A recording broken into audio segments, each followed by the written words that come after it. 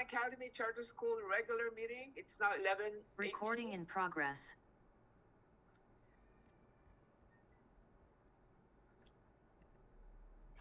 Okay, let's do the usual protocol.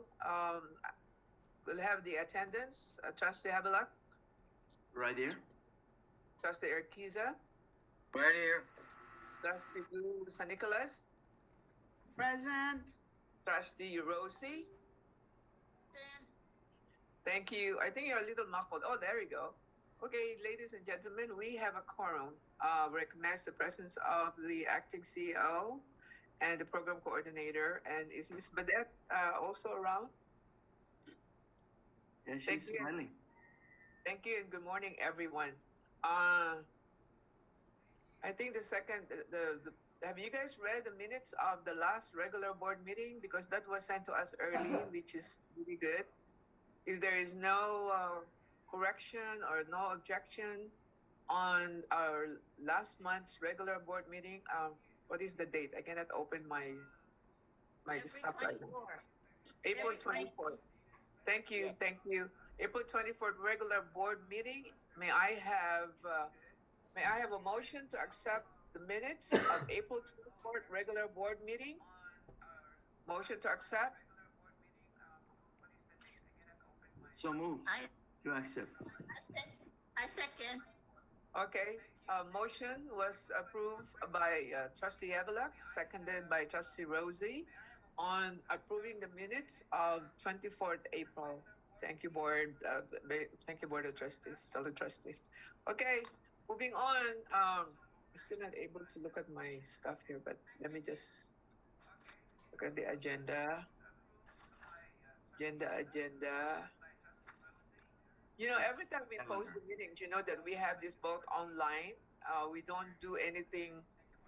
We don't do anything with the PDN, but that's basically what we do. Okay, motion carried. May I have a vote for the approval of the minutes? Regular board meeting Thursday, February 24, 2022. Aye. Aye. Aye.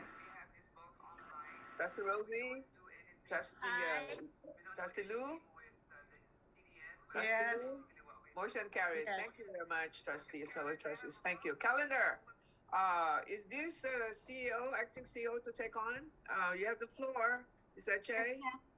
Yes, we had a draft calendar, but then when the GDOE, submitted or announced that they have their they approved their school year calendar for next school year and the year after that, we were looking at the dates and we were wondering why, they were ending like 2 weeks earlier. And because we followed the schedule where we had first and third Fridays of every month, we were having full PDs, that extended us to after May. So it took us all the way like to June 3rd. So, Miss Ann, Mr. Frankie, Ms. Indalecio and I, we all got together again and we reviewed it and we were thinking we used to have half-day PDs. And when we do half-day PDs, that's considered a day, included in our calendar. So when we went back to the drawing board, we looked at it again and we're able to infuse that for every third Friday, it'll be a PD half-day. So it'll be considered where we're focusing on just domain, meetings for our teachers and our staff. This is the only opportunity that the staff is able to meet with the teachers when the students are off campus. So with that, it took us back to at least May 25th versus June 3rd. So we're looking at still meeting the required 173 days. So I'll be presenting this. I'll have it run off and have it ready for Madam Faye's signature and approval for everyone to see, just to review it. And if there's any questions, we can go back and adjust it. Trustee Lou, any concern, any question on the proposed 22-23 calendar? Not at this time, Madam Chair. Okay, so Trustee Rosie? No. Okay, so the good thing about it is that they're going to go ahead and move the PD half a day, so that would shorten the days for us, so we won't have to wait till June 3rd. Okay, so with that, we will just look forward to getting a copy of the SY 22-23 calendar, Ms. Ache, okay? Yes, okay. ma'am. Next item, National Charter Week. Madam Faye, Yeah, go ahead.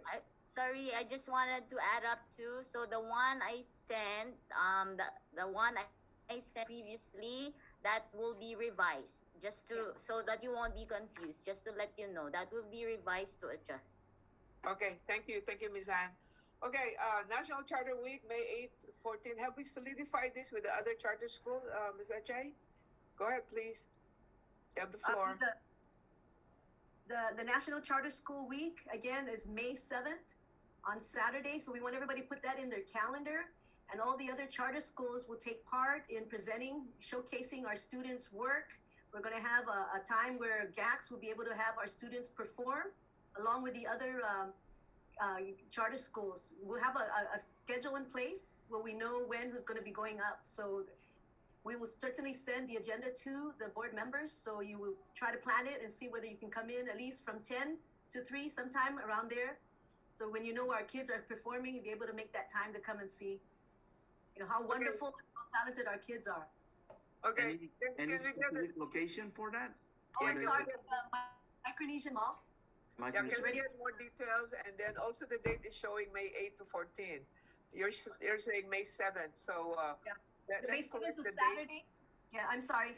The week of May 8th to the 14th is from Sunday to Saturday, but the actual day that we're presenting, we're showcasing, is on Saturday, the Micronesian Mall from 10 to 3. Okay, let's put that on an email memo, bringing all those information out to the board of trustees and whoever we want in our school to participate, so we are all in the know on what's going to happen at National Charter Week. I hope this should be a group effort for all of us, and everybody should be able to participate. And I would suggest that we let the council know about it. Yes. Yeah. Part of the group that must be on the know on what kind of activities will be presented. I think on our side, we should let the council know what we're presenting, what's coming up for, like, what participation are we going to be having for that day.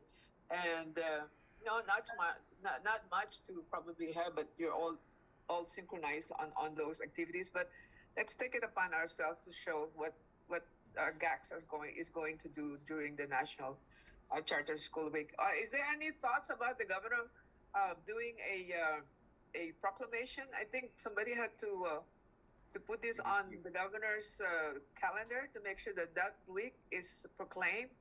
I can call the council chair, maybe remind the council chair if there's any, because it's already forthcoming. So that has to be on the governor's schedule for the proclamation of the National Charter School Week. I know that we're going to be meeting soon with the other representatives from the other charter schools, and then we're going to go ahead and finalize, our agenda for that day. They also asked every school to do a video clip. So get ready with your smiles. We want to go ahead and have our board of trustees also take part in our video clip. We'll let you know. Yeah. Okay. So we'll do all of those and consolidate all our activities. I think I'll just ask the chairwoman if there are any proclamation from the governor's side, because this is an event that happens once a year. Charter Conference, Washington D.C., June 19, 22nd. We haven't seen the particulars or invites on this. Can you guys send the board of trustees? I don't know whose mail is coming out or being received, but we need to get to know what will be on the June 19, 22nd, if you guys already had received invites on this. Who have all the information regarding the National School Charter Conference? I got the information from Helen Nishihara, and she sent us the date, and she said that she went ahead and applied or requested if this could be approved through one of our grants. I don't know specifically which one. And can you work up with Ms. Ann, so see if you can get some free money and Yes. Go ahead, Ms. Ann. Sorry, Miss.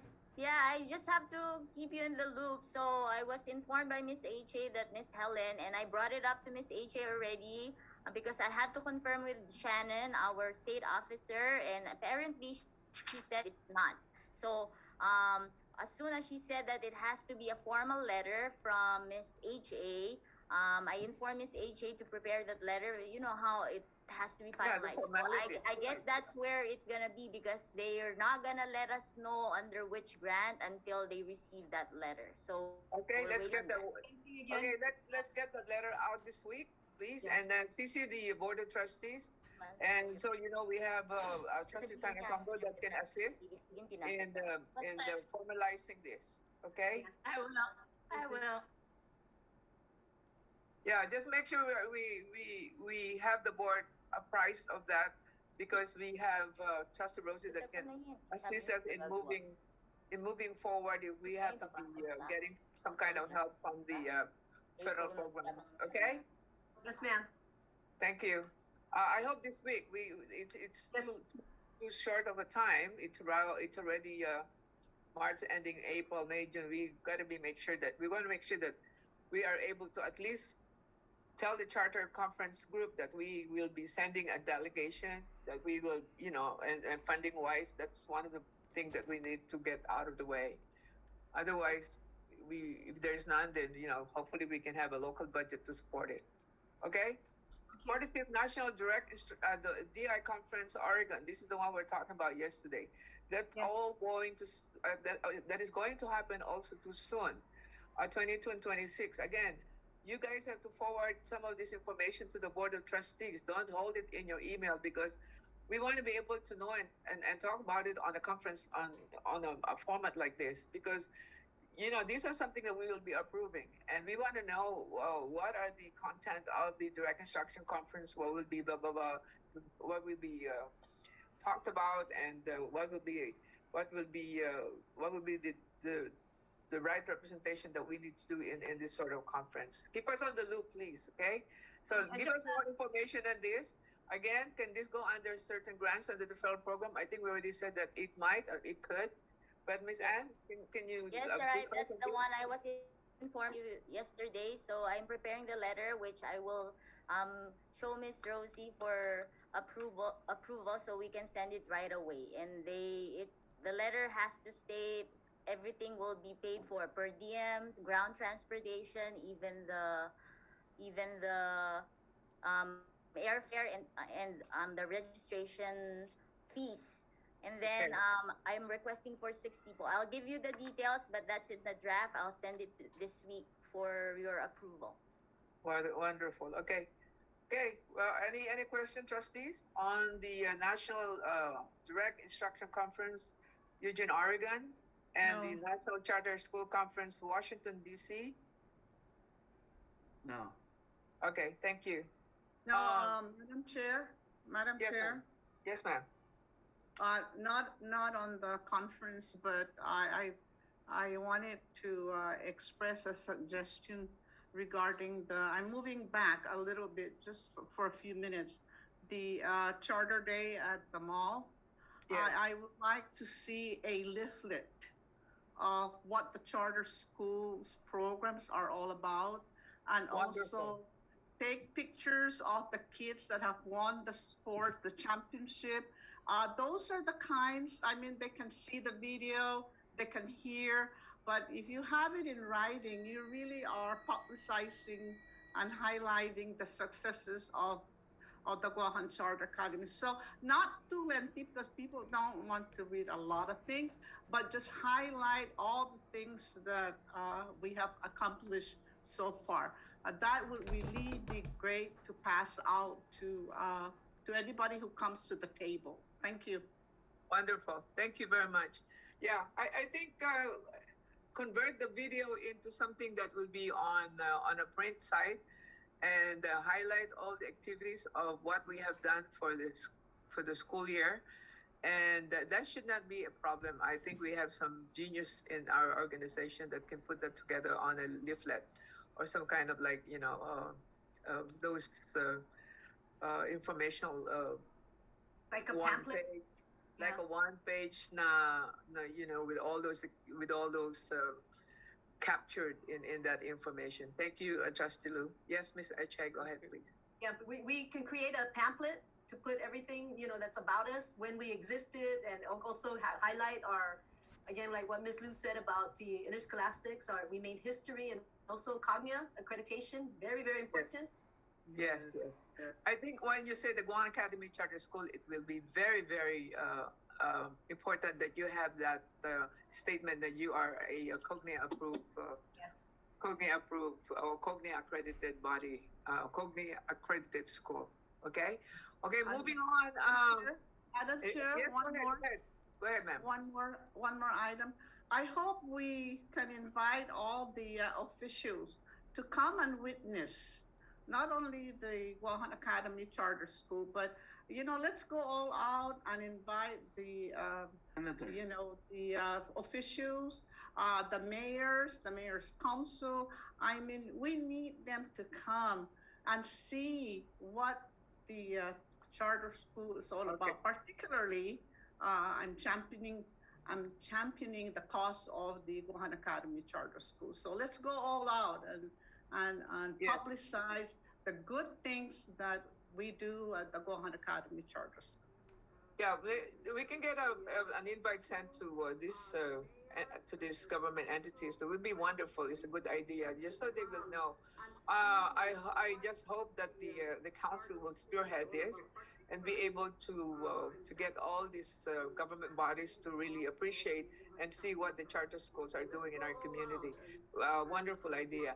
So if not, we could send in our own behest an invitation to the council, to the mayor council, which covers most of our students anyway, since we are an island-wide enrollment, as well as the governor's office and the speaker's office, maybe just to let them know that this is an invitation we're sending on this week. And I don't know, it is just for you to show off and showcase what the Guahan Academy Charter School have done in the past school years. So yeah, we'll probably And if we could also extend that to all the directors and the deputy directors, because we network with them. We network with public health, particularly during this pandemic period. We network with DPW because of the buses. Those are kinds of things that if we let them know what we're all about, then they would really appreciate that despite the challenges, we still live up to our mission and the vision of the Guahan Academy Charter School. Thank you. Thank you, Trustee Lou Gax. Tim, take note of what Trustee Lou is saying. It holds a lot of value. So for them to know what we are all about. And this is only once a year that we do it. Hopefully the following year we have more things to boast about and show what we have in our own GACs. Okay? So we'll probably have Bechay and Miss Anne to work together on that and the rest of the group to see what we can put up for the public and the invite. Okay, let us know. Share your thoughts and your invitation on how you are going to proceed on this. Okay. Next item on the agenda. If you have any more questions, the 45th. We have the NIFT upcoming pre-service training. That's a go. That is also budgeted. 1 to 10, August 1st. Do we know the participants and how many participants are attending? That's actually our pre-service orientation. Yes. Yeah, and part of it, the first part is for the NIFTY training for our elementary and middle school teachers. As part That's of all our virtual, right? That's all virtual. No, actually, this is going to be face to face. They're going to come on island. The Okay. East break is the one that's virtual. Okay. Again, make sure that the board knows and have a detail on how will this come about. Okay. There are certain protocols I think that needs to happen if we have off-island guests coming in to help us in our pre-service training. Okay. Yes. Please keep us posted. Yes, ma'am. Anything else, trustees? No. Okay. Third quarter PTA, parent-teacher conference, It's March tomorrow. 23rd. That will be tomorrow. Okay. Are we able to bring in the parents according to the CDC guidelines?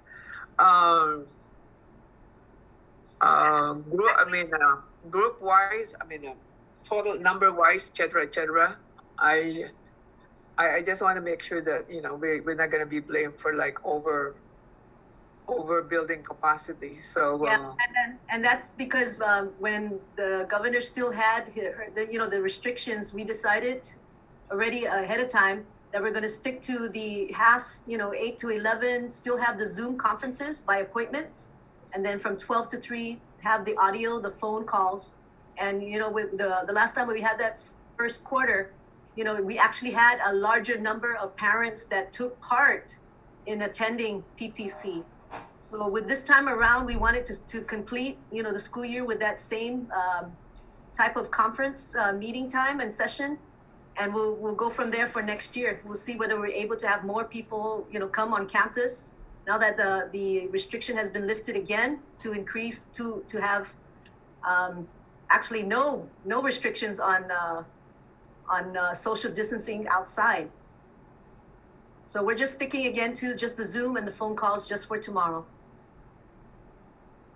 okay, so you said that the Zoom conference worked last time you guys. When was the last time you guys have the PT parent teacher conference? It's been a while, right? November, our first quarter. November of last year. Yes, Okay, that probably I would assume all on Zoom. we had Zoom and audio. Okay. As long as those thing works and the parents are aware, so we take note of participants maybe, just so we know the involvement of the parents. So we have to exact a number or make sure that the numbers are there for full participation, so we can track those. Then you know that your parents are really interested in tracking the students' performances.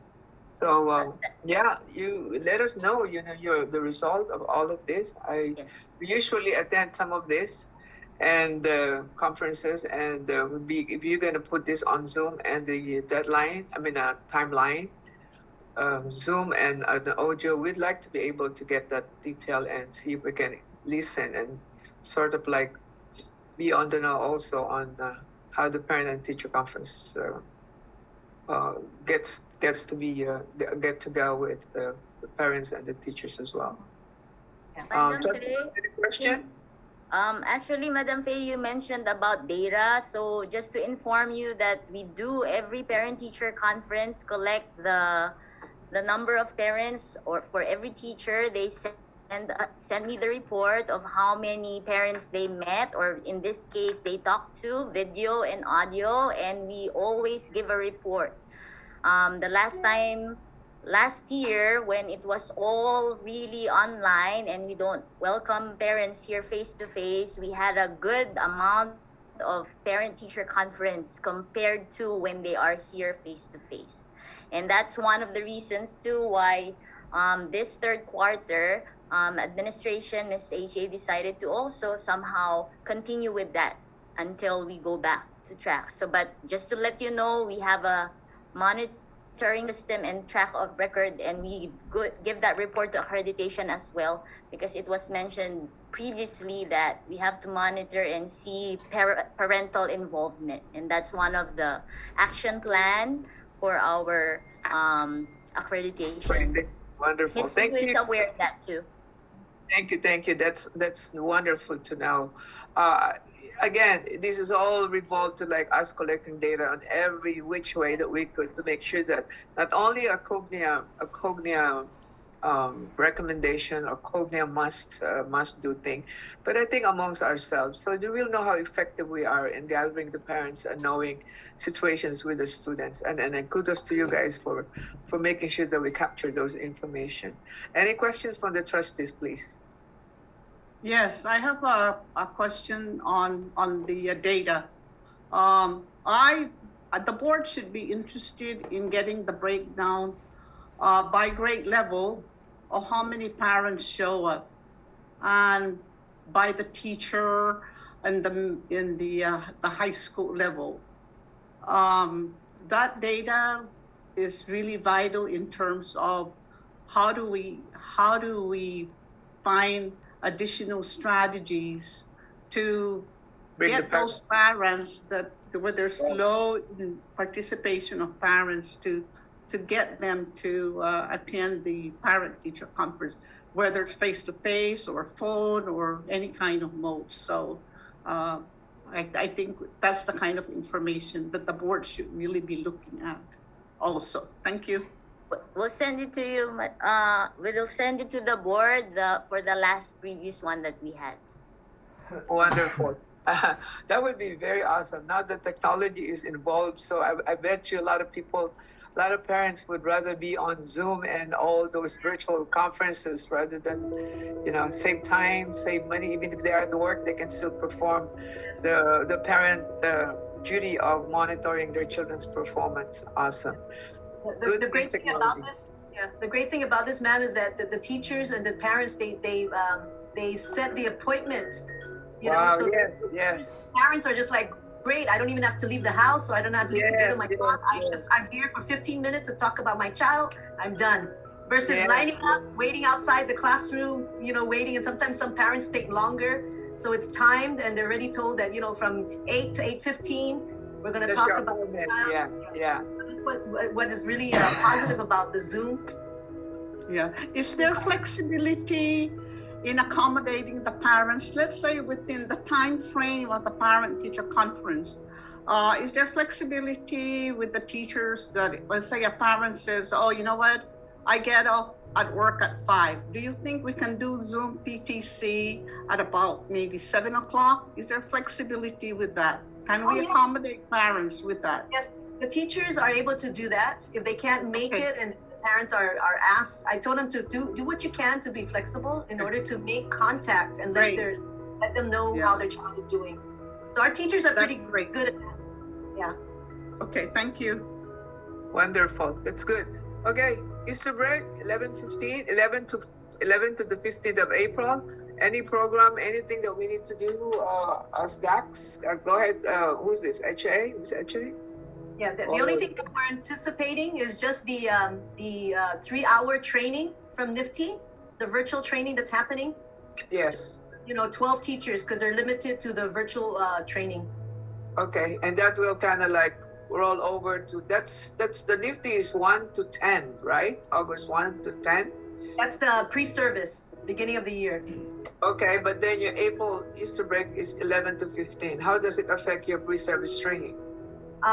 With the teachers at this point, there's a lot of new teachers that came on board that they need to already know particular programs, and we're capitalizing on those two particular programs because of the limited time that we have, just 3 hours a day for 4 days. Why is it spilling over on your April 11 and 15 when you have a 1 to 10 schedule for the NIFTY pre-service? Would that spill over to the 11th of April for some of the teachers? Actually, because yes. the date here is August 1st to 10. So 11 and 15, I would imagine nobody should be at the campus anymore for the Easter break. Am I right? Yes, and like we did Christmas break, we were able to ask the teachers who are willing to at least spend at least 3 hours to do virtual Zoom training. And we were able to give them a stipend to do that because it's for the benefit of their kids, that they learn more of the techniques and more information, especially the new teachers that came on board that really didn't have the official, training from off-island trainers. You need to, you have to run that by fiscal. Because if you're paying stipend out of the ordinary schedule, that's why I say, where's the spillover from 1 to 10 or the 11? You got to make sure that that money, although we have stipend budget, has to be reflected in your fiscal or finance office, and just let the Mrs. Badet know that you will have all those stipend paid for the students for your teachers on such and such time. So because this is the not normal stipend schedule. I think the stipend schedules were identified as such. So it's not that it's not going to be done. You got to FYI at least finance on this. Just that. Madam Faye, you're right. Just to clarify. I'm echoing. Somebody's to clarify, we have the budget for DI coaches before. That's not this coming budget year.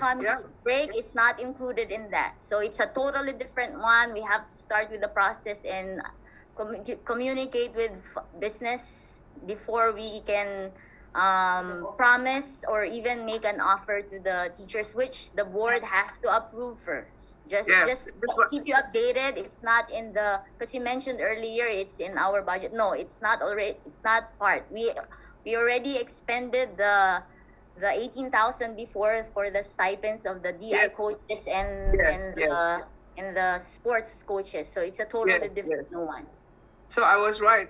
This is not anything that we have used the money in the past. This is the reason why you have to have a certified funds to get the teachers paid. Otherwise, we don't know where to get the money from if we don't have any more stipend available for the teachers. But I'm quite sure Ms. Badet can assist on that. But anytime you gotta know on what money we're touching on the budget, especially when it comes to the stipend.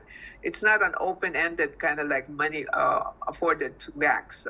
The reason why we submit budget, if we tell them we're gonna be using this money, X amount of money for this, for that. Anything there's another use or that is used beyond the money that we submitted, there could be a very bad audit material for us. So let's coordinate that properly and make sure hopefully we have enough funding for that. You just do not the money should always be clear to finance and see where there such budget is stipulated, such funding is available, just so we're all on the right track when it comes to the budget process of that. Okay. Go ahead, Madam Ms. Faye, can I Yeah. add into that? Go ahead, please. If even the proposal or training, The pre-service. it has to come to me first in before signing the contract or the agreement. So Wow. for us to see the budget, for us to see for us to process first the requisition and the PO. You know, things it has to be reviewed also by the finance office or the business office, approved by the board. Yes, but Yeah, and but- that's still ongoing because we just had a Zoom couple of days. I'm sorry. If that has to go to a sole source, you still have to go to the procurement protocol, whether it's a sole source, whether somebody can. I definitely know that there's not going to be any other body that will do this kind of conference for us. But showing a sole source, if there's any, before you even get into the contract phase, you got to be able to do all those procurement protocol. Otherwise, again, Trustee Al is there, and he could tell you that could be a very stringent audit finding. At the same time, that's how we get in trouble with the budget process of GAC. So let's just be careful. So see, if you're saying this is still on the works, right? So let's get the particulars. Just make sure that before this come about, the procurement process is done. If there is, procurement is like 3 people, depending on the amount, anything 25,000 and over will have to be procured, will have to be documented properly. Anything below that, you still have to get three vendors to kind of like send their proposal. If none, then there will be a sole source validation or documentation. So just be aware that that could be something that we need to really get into some kind of protocol and ways of getting some of our money expended. There's no question about getting this pre-service, but let's do the proper procurement protocol. Otherwise, we're all going to be written up for that. Ms. Okay. Burdett informed me, and we have connected with NIFTY about the sole source. And again, that we're still negotiating on, what particular trainings we need and the dates. So again, as soon as we finalize something, we will certainly send it to Ms. Burdett to review before we end up, signing off and agreeing to the contract.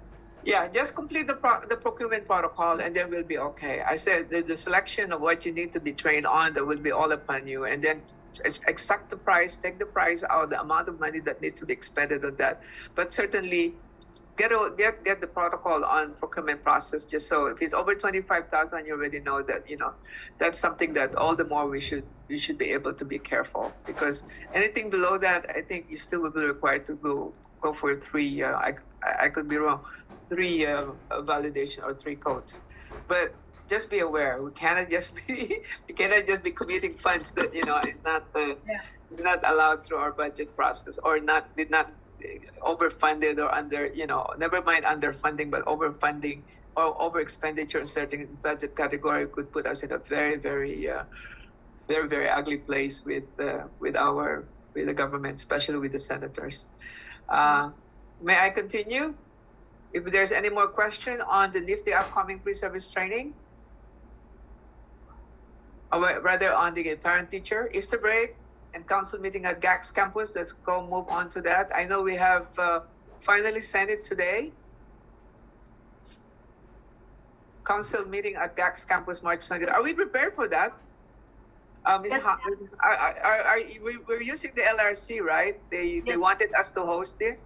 Okay, is that enough space for us to? Yes, we already coordinated with Miss Grace because they wanted it to be on the ground floor and accessible. So Miss Dadet here connected me with Miss Grace during that time to make sure that everything's there, and we already spoke to Mr. Mike to be there so that he's readily available to provide any technical Audio, all the assistance technical during support, that. right?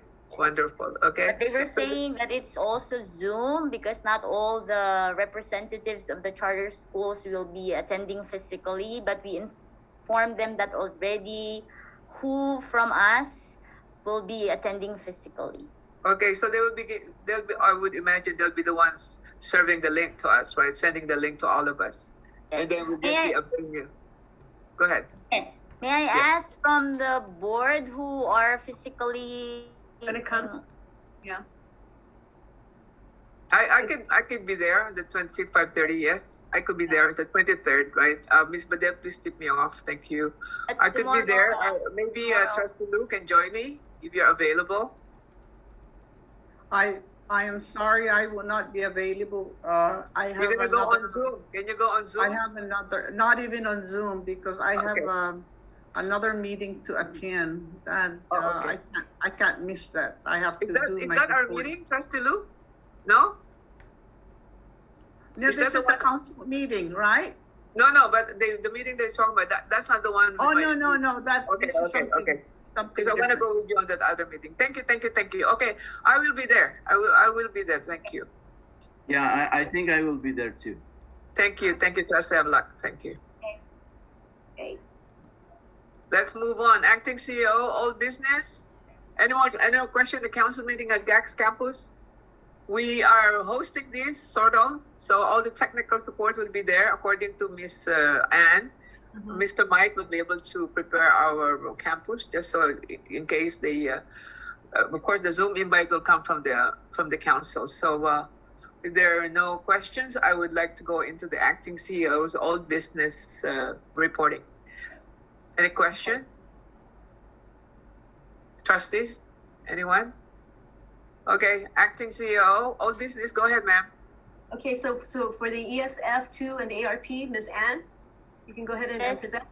Yes. So with the numbers, it's the same. Actually, there's not any significant amount of how much we're at in expending ESF2 and ARP yet. But right now, we're currently receiving all and scheduling all the deliveries of ESF2. They're all coming in, including the 2 containers.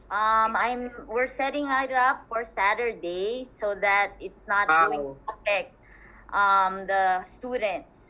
And the reason too for getting the container, I think we're going to have one first, is because we have 7 AC units, 2-ton AC units that were supposed to be delivered here on campus, but we found a way that they have to deliver it first to the warehouse. So I informed the vendor that let it store there, so that gives us Their own warehouse. time. Their own warehouse. The warehouse. So that Okay. it buys us time to where to put the 7-ton AC units for the enclosed tents. Right now, we know we have a challenge in storing all these because they're coming in one by one.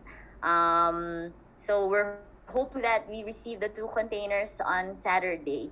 All the toolkits, sewing machines, VR goggles, we're arranging for the delivery or the van who will pick it up. Small items, they recommend to pick up at the warehouse So there's one that we're gonna set up on Wednesday. So that's where we're at with the grants. It's just coordinating and make sure that we receive them before the 90-day expiration of the PO. Just to keep you in the loop, we have POs already that were issued past 90 days, and because of COVID, sometimes the vendor cannot deliver it, and it's not their fault.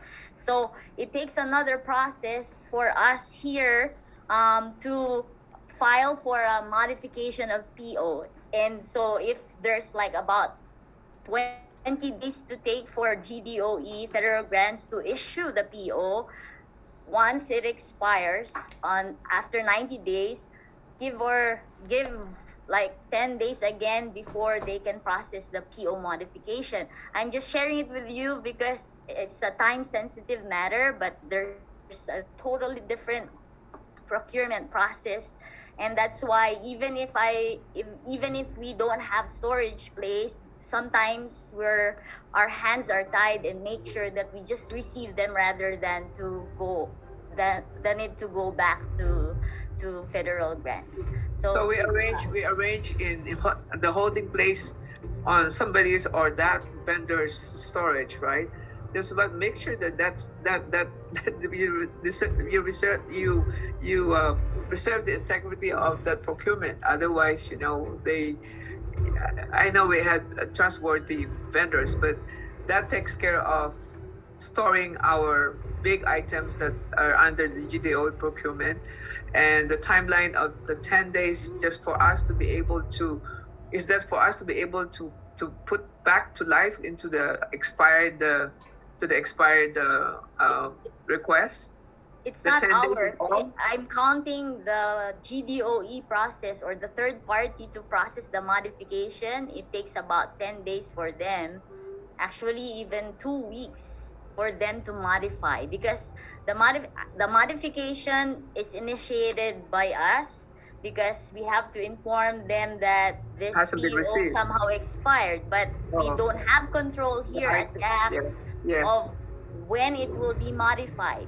And it's a little challenge, but there's a way. I'm just informing you there's a way, but it's time sensitive. Mr. Arquisa would know how there's so many factors to consider, and we have to make sure that sometimes there are decisions that we just want to get it rather than to store it with the vendor. But just for clarification, ma'am, when I say warehouse, DOE warehouse rather than a vendor warehouse, because the vendor always want all those items out of them because they're gonna pay extra for storage from their supplier.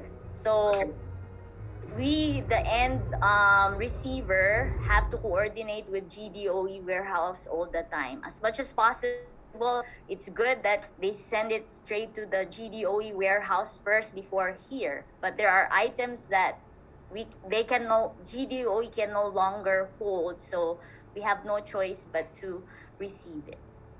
Okay, I guess also everybody, thank you so much, Ms. Ann. I guess everybody is also curious where we are on the ARP funding balance and what else is remaining as far as I know. We exhausted ESF2.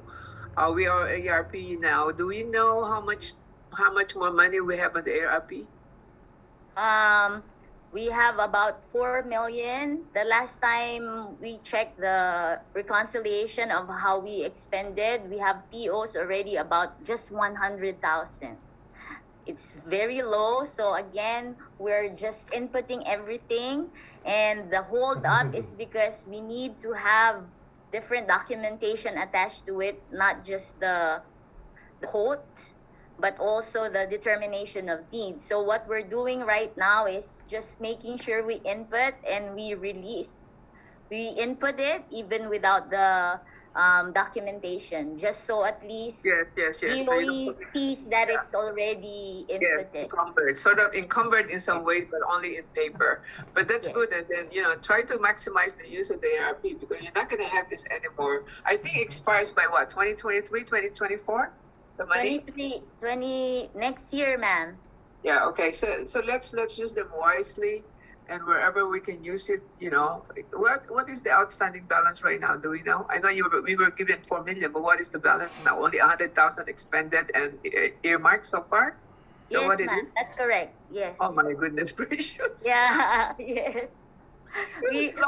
We're just trying to catch up with ESF2 because that expires sooner than ARP. So When we is it? just tried. When is it? ESF is this year. ESF Yes. is wrapping up this year. Oh Lord. Yes. Okay, I'll trust that you guys will be able to use it properly, coordinate amongst yourself to the best use of what we can use those monies, because it ain't gonna see those monies anymore in the next years to come. So let's all wise up and use those money to our advantage, to what we can use in the long run, right? And yeah. So any more question, trustees, on the SF and ARP grants? Okay, trustees, are we awake? Okay. Yes. Yeah. Question? Okay, go to the modular classroom repair. Oh my God, how come this is taking so long? Let's go. So with that, again, we just have to have the minor repairs like doorknobs and things like that. But the thing that we're waiting for is the construction of the discipline office in the back of the cafeteria, and also the nurses area. Okay. So we have been communicating with Cortec, I would presume, yes. right? Yes, we have. And now that we no longer have Trina, Miss Liz is the one that's connecting with Richard and I forget the other guy's name. But yeah, we have to stay on top of this, because as I said, this lucky we're going to be phasing out. I mean, we're going to be ending up the school year, but you don't want it dragging for a long time. I know Kartik is very busy, but please document the follow-up, and if we need to call them, if I need to call them, I'll do so. But that's minor for like what we're requesting. I know we have more things that we want Cortec to do, since they are not allowing us to touch basically the structure of the building. So, or we need to run it by them anytime we have to do some repairs and things like that with the building. So what is building CD repairs and partition? It is all together tied up with the modular classrooms repair? No. Or other things are just minor, because it's Cortec buildings, they're the ones that I need to repair those things. But the main one is the discipline office and the nurse, since we moved the nurse out of the SSO area. Yes. What's happening with the nurse's office? It's a pretty large office. What's we wanted to have the isolation room more, instead of just having the curtains, have it more of have the walls up to ensure that they're actually isolated when we're putting them in that particular room. Well, just to make sure that that's something that we can actually do, because I know the space is not that big, but on the width, rather, on how the amount of partition that needs to be done might make the place a little bit more tight, and might not be. Somebody has to know that those are allowable amount of measurement to be able to enclose one isolation area from another. We gotta make sure that that's the right measurement, and we're not constricting the area where we want to use for isolation. Curtains pretty much is allowable. If that is something that somebody's recommending for that to be partitioned for privacy's sake, that's okay. But we might make sure the measurements are proper and not congesting one and the other. Okay. We did a company that came in and assessed. Okay. Which company? Ms. Badette, can you help me on which company that came in? As long as I say the partitions are something that is not gonna congest one from the other, right? And it's not something that we're that's not we're not gonna be in trouble for like making that too tight if we really want to make sure that those partitions are needed. Go ahead, Ms. Badette. Could you go ahead and enlighten us on that, please? Yeah. Madam Faye, Yes. the modular classroom, the nurse, we included this on under the ARP or ESF2. I need to go back to the request with GDOE on the repair, whether they approve it or not. Okay. So, but the partitions is something that is allowed to make sure that the isolation is proper.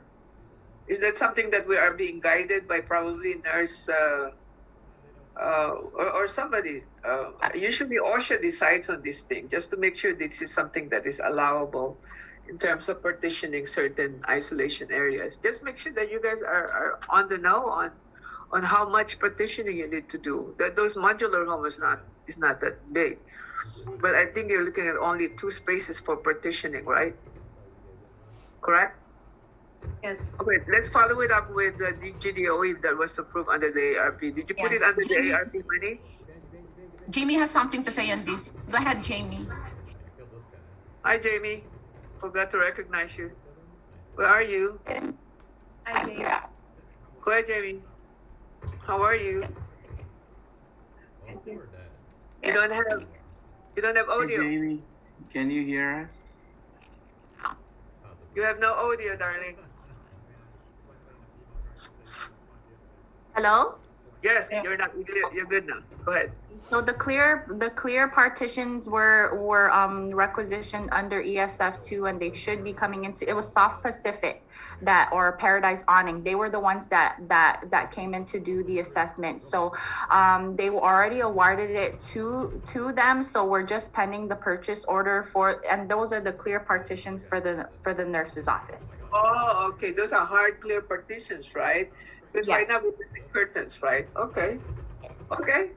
Okay. As long as Jamie, she's our savior, and I have to just give credit to her because the things that I'm missing, she catches. So and thank you. I remember we were looking at each other that something like we have that for the nurse, but what happened? So thank you for updating us and reminding us that it's already set. But since you already know, do you remember the modular? Because as far as I recall, modular rooms and upgrades for the floors can be put under the one of the grants. Yes, so, it's under ARP.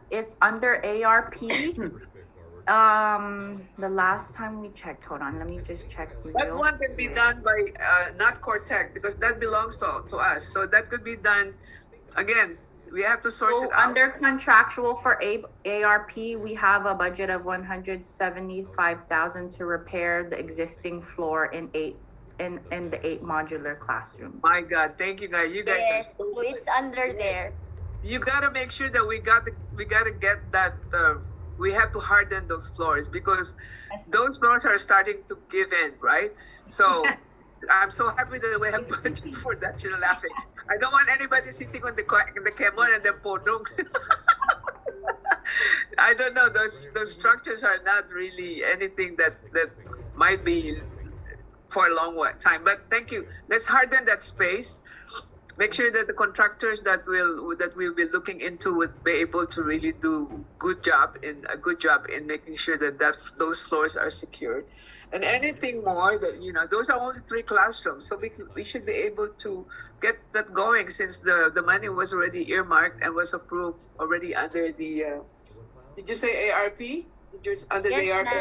But just as a reminder, we cannot just choose any contractor. It has to be under the vendor of GDOE. So we have to act fast on that, which I will coordinate with Miss Jamie to really quickly again just one, just to be able to input it right away. Yeah. And it's wonderful because we're winding up the school year. Those students are there, so it's perfect to make sure that the students are there. Yes, I heard you, Trust Luck. But anyway, since there are no classes going on, maybe the summertime we'll be able to really harden the construction on that part of our modular homes, and let's move fast on that. So DOE is so many millions of dollars for repair, and I know those contractors are going to be very, very busy. Can we at least borrow them for like a quick a quick repair of what we have on the modular home. Okay, Miss Anne and Miss Jamie, please. Okay, let's get that going. Yes, ma'am. Yes, we'll try our best. Okay, any questions anymore from the trustees? C, D, E repairs and partitions. Is that a different item? These are building C, D, and E. Again, they are repairs and partitions. Are these under also the ARP money? Miss Anne? Not with the, C, D, and E repairs and partition. This is from way back. I know that this was already planned way back for use of so the bigger grades. This was already explained to the board a while back with the former CEO. Is this still ongoing or this is pending? Can somebody clear the board or trustees on this? Because this keeps coming up in our meeting. Anybody? C, D, and E repairs and partitions. This should be done by now, unless we don't have any contractor doing it. Looks like you got me. these are just minor repairs, ma'am, that we whenever there's something, like when some kids become, mischievous, and then they, like right now, they broke a door in the D-wing bathroom, we report it to Cortec. So it's just ongoing things that we find here and there. But the main project is actually the discipline office in the cafeteria, and then the nurse. Okay, so this is okay. So, what's going on with that now? Are this being repaired? Because one of the bathrooms is shut right now, and I don't know how many bathrooms serves the students in the building where we're having a meeting. I believe that's building C, where the bathroom is shut. So that becomes very inconvenient for the students to be using one or two bathrooms only when we could have more bathrooms. The door has been shut for the longest time. I think like since last month or even maybe the month before that.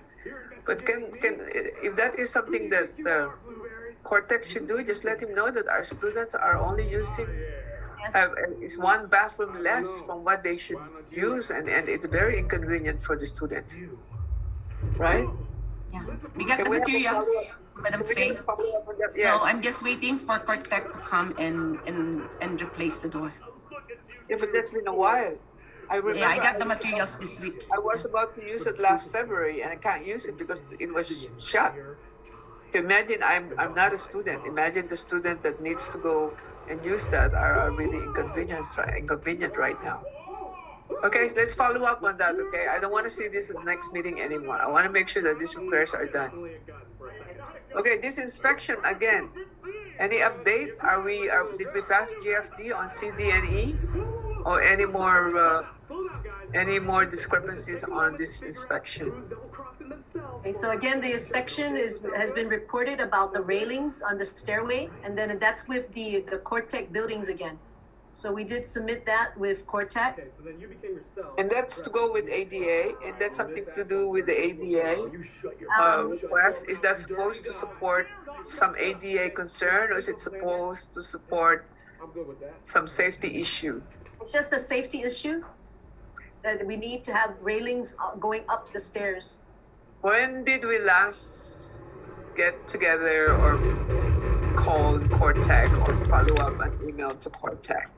I know that we sent that out maybe a couple of months back when Trina was still on board, and we were just waiting for Cortec to respond. And then there was an issue with... That's 2 months too long, and this inspection cannot be open like this because we have to comply on this, and then I hope they realize this is a compliance issue more than a cosmetic issue on our side. So can I see a follow up on that, Ms. Eche? Get that out of Trina's gone, and we cannot have Trina. For an excuse on this. Let's have this followed up, please. Yes. Okay. Any more questions from the trustees? I'll move to the accreditation and domain group. Go ahead, Ms. Anne or Ms. Eche. Go ahead, please.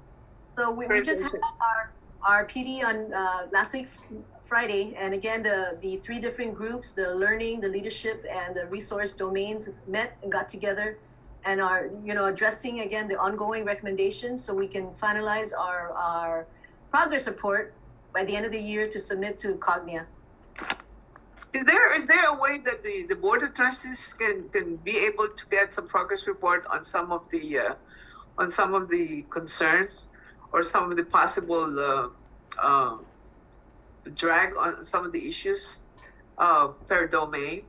Would that be something reasonable for the board, at least, just so we will know that we're on track on certain issues? Because I remember when you look at the Cognia accreditation, you have several color coding in there as to where we are on certain aspect of our operation. Correct? Right? So Yes, ma'am. where are we on compliance on those aspects of the things that they have actually given us a different reading? I mean, needs improvement, some sort of like that on the language that they have used. So we could get the BOT, the Board of Trustees, be on track on where we are on certain things, and hopefully we're not going down on some of the things that I have seen that we have done wonderful, and I forgot already the color coding. But maybe Ms. Ann, you can let us know and get us the board of trustees where we are on certain concern that Cognia have in our school operation. Because I could only remember some of the things that they have to have a color code for having some performance below or up to par or not up to par on our operation, right? Madam Chair, we need Anne and I will set up work session. We can't do everything. This is very intensive work. We can't do everything in one session. And so I agree with you. The board needs to be apprised of where we are in addressing these recommendations. So we would need an ongoing work session so that everybody would be aware and knowledgeable on how the school is addressing, because we also have a role in terms of the leadership domain, in terms of the role of the Board of Trustees. So on how we're addressing some of the an ongoing regular work session so that all of the Board of Trustees will be fully aware of where the school is at. And more importantly, what support does the school need to address those recommendations? Yeah, that's why I'm asking for an up-to-date. I don't know how often, how frequently we should meet to make sure that we have an update on some of the ones that we need improvements on. And it's up to the committee. It's up to the accreditation group to give us a schedule, or we can get a schedule through your leadership, Trustee Lou, and get us a regular schedule on at least knowing progress in all of the aspects that are recommended for us to be able to get the continuation of our accreditation. So let us know, because I want to make sure that we could be also knowing of where we can help in terms of like the leadership part. And quite sure when it comes to the Board of Trustees, there are things that we too also have to address ourselves. We have to make time for that, because we're already on the 20. That one is supposed to be up for our renewal is up to like 2023, the charter renewal. Somebody? 2025. Our renewal for the charter school. Charter school, we have to start by April because we have to submit it on the next year. 24. Yeah. So we have to really start looking into reviewing the one before. Yes. Yeah. The first is a narrative of the charter school renewal, and then 2025 is our accreditation process, right? So how we will be able to get the accreditation visit and all of those things. But the charter school renewal is up. It's upon us almost 2023. So guide us on your dates, Ms. Ann, Ms. Achai, on the progress again on the charter renewal. That's very, very important. The audit is out of the way. We're just going to be waiting for the 2021 again. The two considerations in your audit renewal is accreditation and your audit. Okay, so audit is out of the way. Thank you, Ms. Padet and Trustee Al, for being on the guard on the audit issue. So we're looking at only the results of 2021, which should not be which should be okay too, like the 19 and the 20 audit. Okay, so the accreditation now is upon you guys, upon the leadership in all domains to make sure that happens. And I know that we will need to do a good write-up again for the charter school renewal. We have a lot to share. I think more than what we did in the past years. I'm very optimistic about some of the narrative that will incorporate on the charter renewal. I hope we don't have any issues in our renewal. Okay, PTO. PTO, we discussed about it yesterday, that Ms. Eche will eventually talk to the leadership of the PTO, get them understanding why we're asking them to get the balance of their account transferred to the NAF. Go ahead, Ms. Eche. I'm hoping that the PTO president can confirm for our meeting for tomorrow. Okay. You know, now that there's no students on board, and after she's done with her PTO, with her child's teachers, that she can meet with me and Mr. T, and to discuss what did we discuss yesterday to try to clear their account and, you know, zero out, and if anything, if they go that route to deposit their balance into the account in trust, or to go ahead and delete it to the two different groups, the 8th grade and the senior class.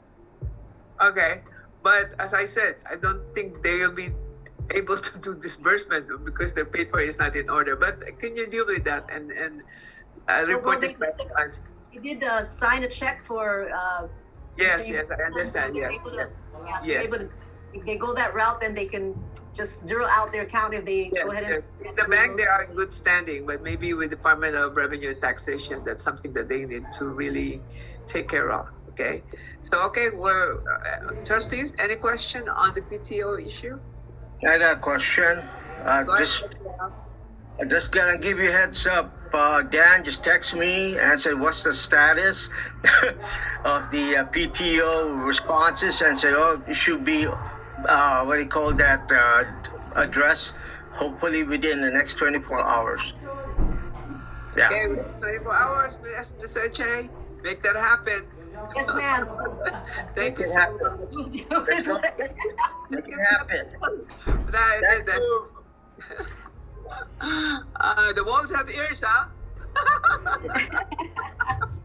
How can Dan know that we're talking about this? Okay, thank you very much, Trustee Al. Thank you, Ms. Eche. Petition salary on the increment to Senator Nelson's bill is not yet up to date. Can we just go ahead and put together paperwork on this one? Ms. Eche, I know you were asked. Yes, I have the letter, and I have the petition ready to be signed and everything by all the teachers. And yes, circulate it, please. Also ask Ms. Vanjie Cepeda to via. Yes, yes. And when she does that, then we can send it off, and I'll CC all the board members. When she does what? She does what? You gave me direction to have her via my memo, going to Telena Nelson, Senator Telena Nelson. Yeah, do we send it to Vanjie, our request to be included? I will see her tomorrow when she comes for the meeting. Yeah, I think we have to initiate the letter addressed to her, and then CC the chairwoman.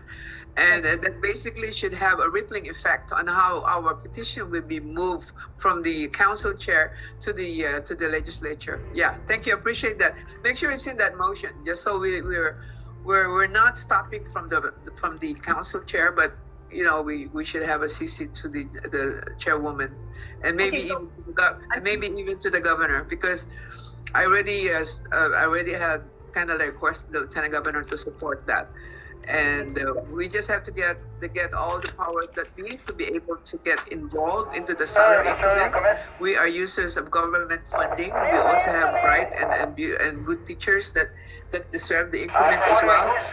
Ms. Badet, we need to work on that and see what that bill encompasses, just so we know that the matrix that we're using on the increment is not going to be jeopardized. when this kicks in, we have to be ready. We have to know what numbers are they looking for. We have adopted our own GAX matrix for salaries of our teachers, which the HR chair is spearheading in terms of with the assistance of Miss Jamie and Miss Badet to kind of look into changing some of the maximum salary that we have in our matrix for our teachers.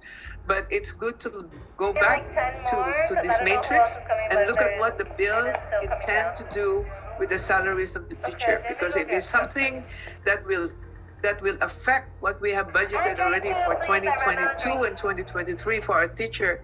We might have to increase our request per pupil to support this bill if it becomes into a law. Are we listening, Ms. Badet?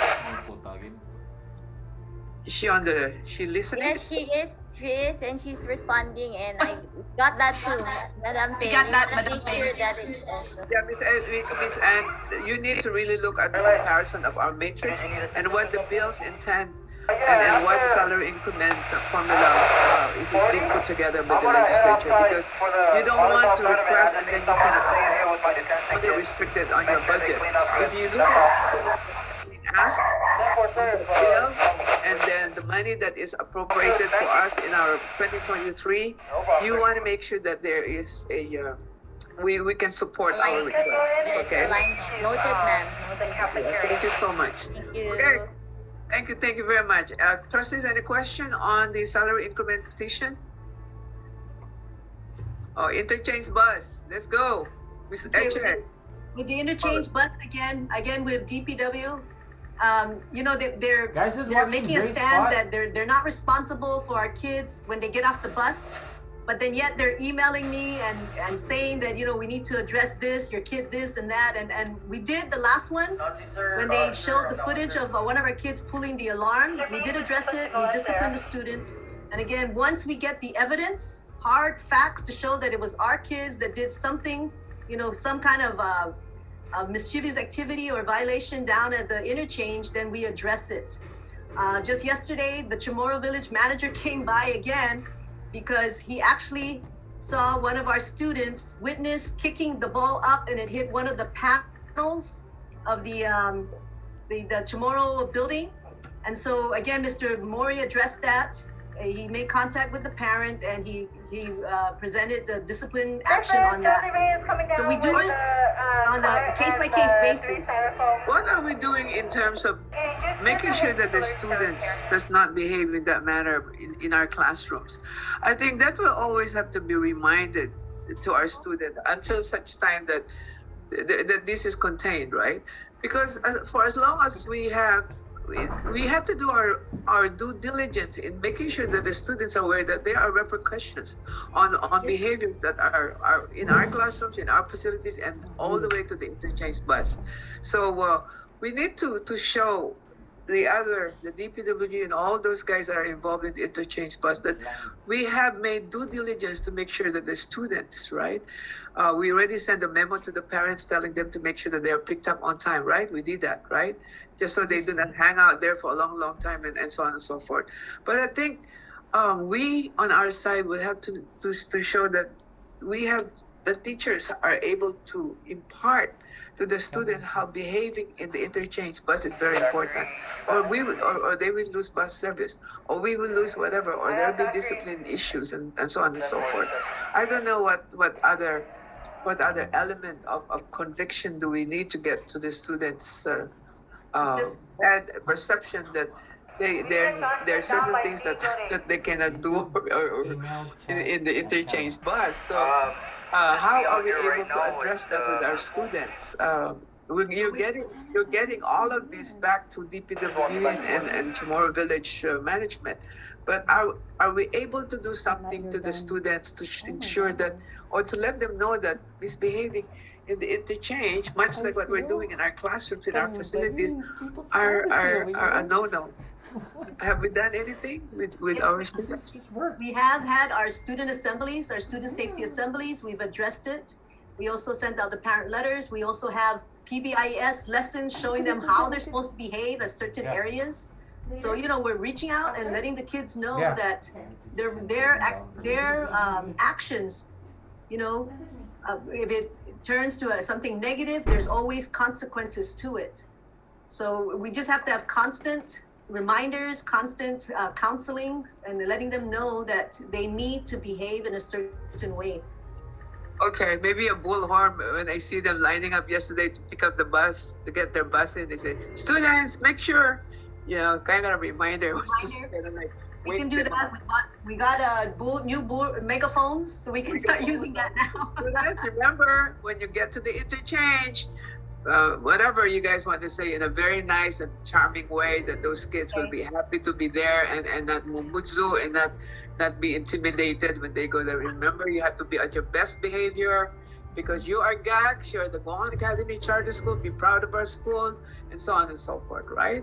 So I'm glad you're doing that, but maybe I saw them lining up yesterday. They look all like angels out there, but remind them about the interchange behavior that they need to do, because sometimes their mind are so busy with, I want to get out of the classroom and do something else, right? But I always remind them, right? I saw the bullhorn sitting in somebody's office and say, wow. So yeah, let's just do that, and in a nice and beautiful way. You guys are GAC. You're the Guahan Academy Charter School. Be proud of you. Be proud of your parents will be proud of you. We are very proud of you. You are the starfish. You are our star. Blah blah blah, whatever. Okay. And we tell them that because when they wear their uniforms, they're representing our school. Exactly. We have to act accordingly. And show that we have respectful, responsible students on campus. Yes, remind them. We're going to break out the megaphones. The megaphones are the bullhorns today. Yeah, maybe you ask them to recite the mission and the vision of GAC. And then, Madam Faye, one more reason I will reconnect with Miss HA, because there's one use of this program that we can use to communicate, because we already identified which parents or which students are bus riders. So originally, we're not using Pick My Kid for bus riders. Yes. But we're soon going to cancel Pick My Kid for car riders, just because we're done. We already we already agreed or somehow had a discussion about the use of Pick My Kid program for the front. But now, because you brought up about busing, which originally is not the main reason for using Pick My Kid, but when you said we have to communicate with the students that they are there, I see, and I will connect with Miss Linda, so Miss HA, how to use that, because in that program, we can directly send notification to the parents of the bus riders. Your bus left.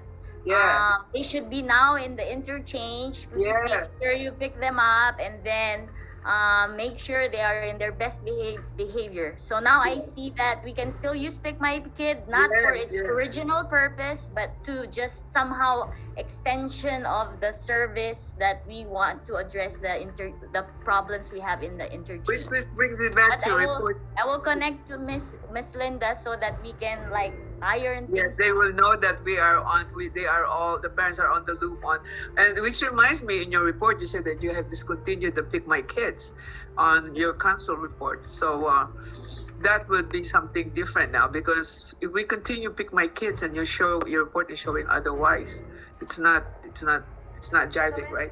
But anyway, this question is on us to be able to do that, because I think a continuation of the Pick My Kid aspect of the bus operation is wonderful. I'll go for that. Trustees, any concern?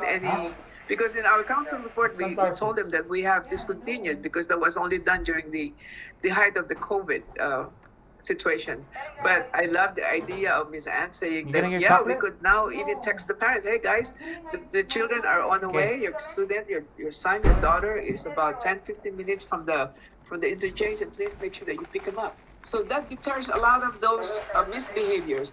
That deters a lot of those things that we're experiencing right now. That will help deter those situations, okay? And maybe a reminder also for the students before they leave the campus that you are GACs and you're representing us and we love you, and etc. All the positive things that we can tell the students before they leave the campus, All right. Thank you, Ms. Ann. Yeah. Any question from the trustees? Just a comment. I think that the students and the parents need to understand the seriousness of any infraction. That riding the bus is not a right; it's a privilege, and right. that is why they can be denied if they continue to misbehave. They can be denied to ride the bus, and we don't want that to happen. But they just need to be reminded that it's a privilege, not a right. Okay, did we contain that in the letter to the parents about the misbehaviors? I know you guys send the parents those information, but I think Trustee Lou is correct that, you know, certain actions can be done by continuous misbehavior in the interchange towards certain students. So, yeah, let's make sure that the parents are aware of that. Yes, go ahead. We'll go ahead and add that on because I was going to send a letter out, just a reminder for tomorrow's PTC. I sent one out last week. I'll send one again just to make sure that the letter got in the hands of the parents. And I'll mention about the privilege of having bus transportation. The Pick My Kid app is on again, so they should be able to make sure that they didn't zap it out with their phone. They activate that in their phones again, just so that they could be reached. Okay, just make sure that Pick My Kid app is still on their phone. All right. Yeah. That's a different group now. That's from the car riders. Now will be the bus riders. Yeah, all of our students, our 740 students, are all on Pick My Kid. So all the parents should be able to receive notification whether your car, your right, or yes. So that's even better. AJ, do you want to update the board about our discussion about we're going to the date when we're going to discontinue for the car riders? Yes, we had the discussion with Mr. Mori and Mr. Mike, who's the main person out there checking and, you know, and helping the parents who don't have their devices. And we're going to go ahead and follow through for the next 2.5 weeks. So come Easter, again, a letter will go out and remind them that come when they return, resume classes. Devices, right? Yeah, go ahead. That we're no longer going to be using the Pick My Kid for the car riders. But we'll start off with the bus riders now. Now that Ann brought that up, that we can go ahead and connect and let the parents know the timing of when they leave campus and when, in about 15 minutes or so, that they will be arriving the interchange area. Is that? Yes. So basically, after the discussion, it was agreed that we're going to not use Pick My Kid program for the car riders and walkers.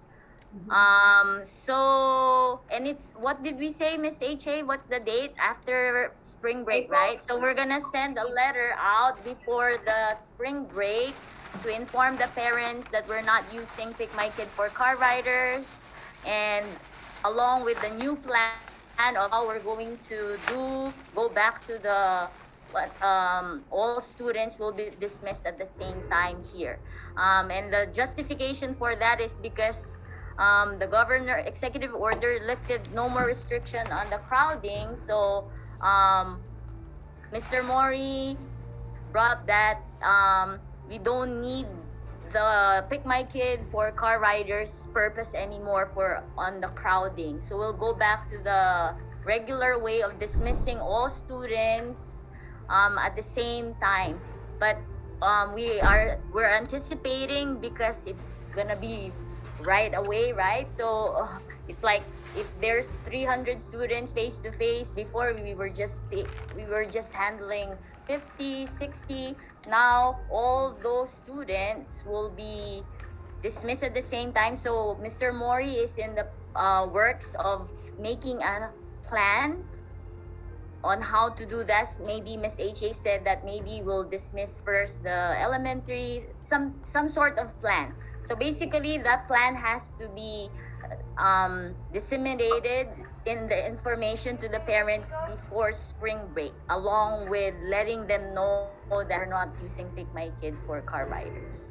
Okay, so update, just to let you know what's going on for the dismissal. Yes, and the time that they will need to, that's good. So designated time for certain grade level for pickup time, dismissal time and pickup time. Yeah, I thought I saw the smaller kids getting out of the campus yesterday, but that's riding the bus. See, the riding of the bus and picking up the parents are on the parents are on the other side, right? Picking up on the other side. These ones are just strictly bus rider where we actually is right next to the business. Okay, fine. Let's do that. As soon as you can get that out to the parents, there will be less confusion when when the time comes, right? Any question from the trustees? I know trustee Havelock have to leave, but go ahead, trustee Havelock. I think there's nothing that we need to get going. Sport uniform for keep or return of students, school status report to council. Let's go, new business. CEO. Where we are, where is In progress.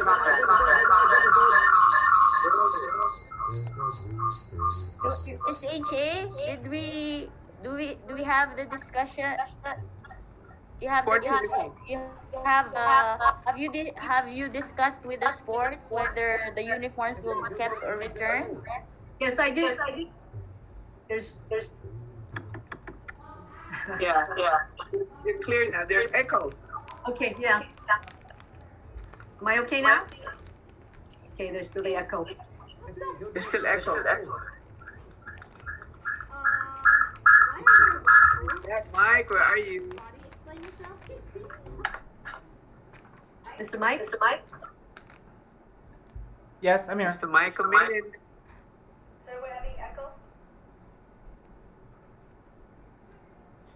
I see two loose. All clear.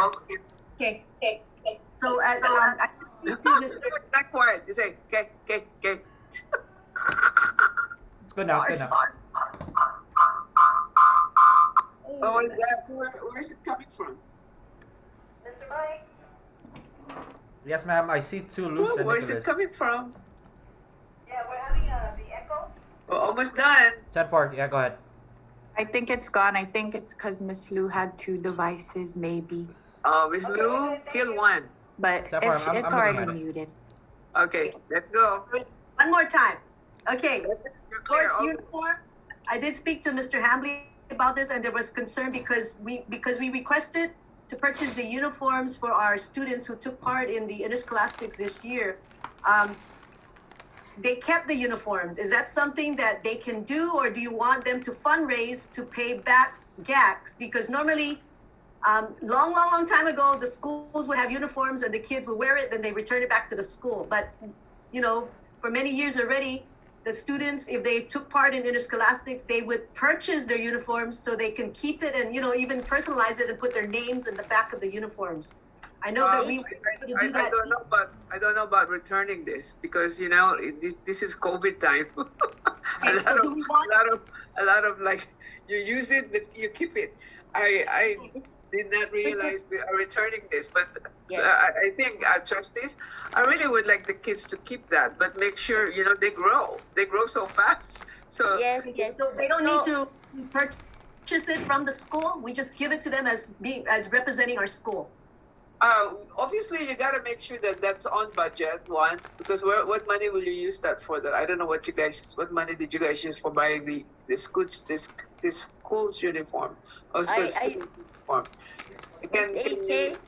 Madam Faye, I can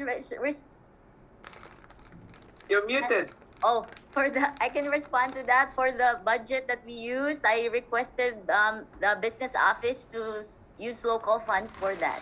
And actually, the second batch, there was a mistake. I also requested for that to be paid for by local funds first. And I agree that during the time of COVID, we have to just ensure safety is the number one concern. So they can wash it, yes. But number two, I think the justification for just making them keep it is because this is our first sports, and then we have to let them know it's just like something for them to keep. Yes. Represented our school, that's something to give to them. So next time around, the next round of uniforms, we have to bring the guys have to include when to bring them back to do sports.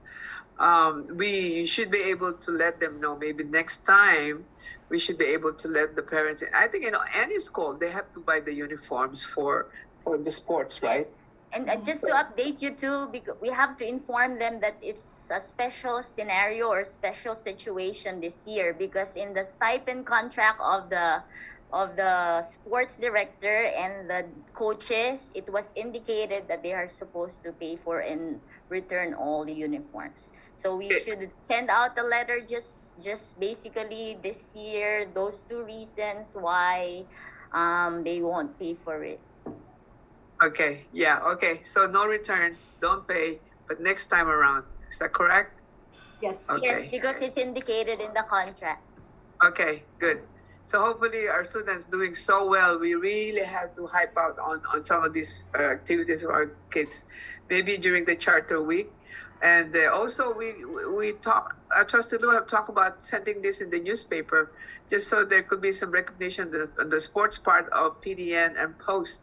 So we have to have some good people that connects with the media, so we can really kind of like flaunt about what our students are doing in the name of sports.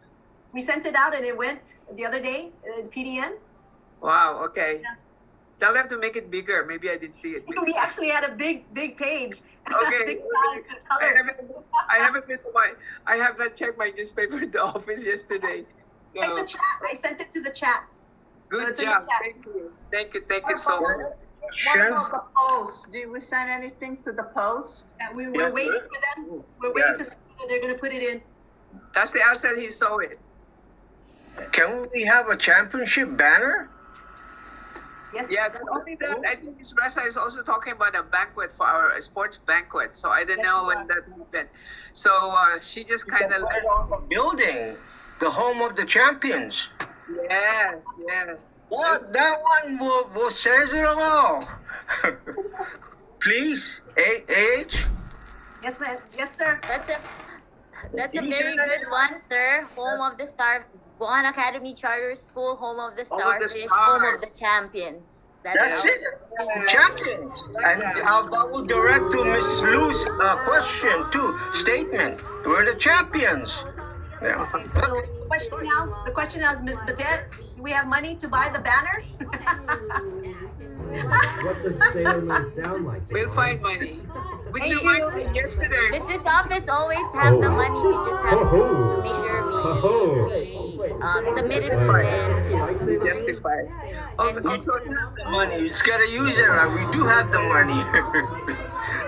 I know where. Anyway. Where do these kids come from? If the champion, the all-star female or the all-star whatever comes from, let's say, Barrigada, let's reach out to the mayor of that village and say, we have a kid from your village.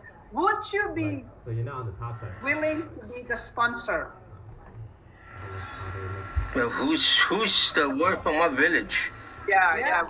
We really need that, because this is not only a recognition for our student, but also for the local government, especially on the mayor's level, to be able to recognize that we have champions within their villages. So I like that approach, but the connect to these people is we have to probably sort of like get a PRO for government activities. So and government liaison, just to make sure that these are shared. I like that idea too. So if it's like a group of kids that took, let's say, the championship, let's say 6 or whatever, 10 kids, reach out to the mayor's council and let Mr. Angel Sablan know, hey, we have kids from these villages. Can you help us with the mayor of these villages be the sponsor for a huge banner? Really, that's a part of your PR. Okay. That could be done. Yeah, a good idea. So there's where the money is. The mayor council. Oh, here, come with me. Okay. One last question, ma'am. I just want to make sure that we're not crossing information. I need clarification from your experience, because we have because it's such a small school, right? If we have students who are I'm on download for 6 representing more another seconds, so if there's a body school, on my feed, I won't know but until the I finish student downloading in originally 3 is coming seconds. to GAC, Yeah. of course, that student particularly is carrying the name of the school. So an idea which I asked is, can the uniform, the actual uniform or the sports uniform that those particular students are wearing, for example, another school, JFK, and then I already asked their coach that they said we can also have at least the logo of GAX. Yes. Are You know you can do we shields from over here? bridging anything there? Are we crossing the line? Is that me neither. okay? And can we No. somehow on our end, because they already agreed on their end, but I just want to make sure that Look, if one we're of you not is down, you crossing, can easily because prove this. they're carrying now No, two I was logos or here. two schools.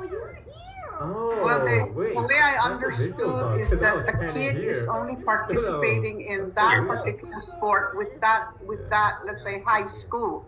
But they still, it's like, okay, for example, JFK basketball team. But that kid in that particular sport with the high school is also Why am I always the representing one fixing it? GAX. Yes, ma'am. I don't see. We're affiliating basically with another school because we don't have a large team for that. Holy So, shit! Yes. yes. So it's an affiliation with another school. So But if that's you're recognizing the Strange kid, man. the kid is Uncle a Thomas? member of the JFK basketball game, as an example. But he is actually a student of the Guahan Academy Charter School. Yes. yes, and that's no problem even if they carry both logos. Miss Ann, as long as it's stipulated already, like it's stipulated, let's say on the contract or whatever, the team agreement, it's stipulated representing GAX. Like Harvest didn't have a football team, but they have the players playing for Father Dueñas. That's the same thing. Yeah. So are they required? Are they allowed to wear their own Harvest uniform? No, it's Father Dueñas, and then but they represent. What we're asking here is that if we can have the school logo Yes. We're affiliating with JFK, so we need to go through the IAG. IAG. Right up from the IAG, they will allow that. Okay. Yeah. Because we have paid our membership as IAG member, we just don't have enough team to build up one team, right? And we are actually joining other schools' team, but that's a reasonable request that they be identified as also GACs, and also continue the use of the prominent or the school that is more that have more numbers on it. I think we could just ask the IAG if that's an all right protocol. Okay. And if that is acceptable, if anything, we could take it a step further and we can buy our own logo stickers to press it on to the uniform. So it's easier for us to do that versus the school that we're affiliating with to do only one or two, members that are coming from different. Yeah, just so they know they're also good, and I would think as part of the as part of the team, as a student from GAC, you'll be proud to wear that too, even if you're joining another school's team. Hey, I'm from GAC. We made this happen because we're all GACs. We're strong, etc.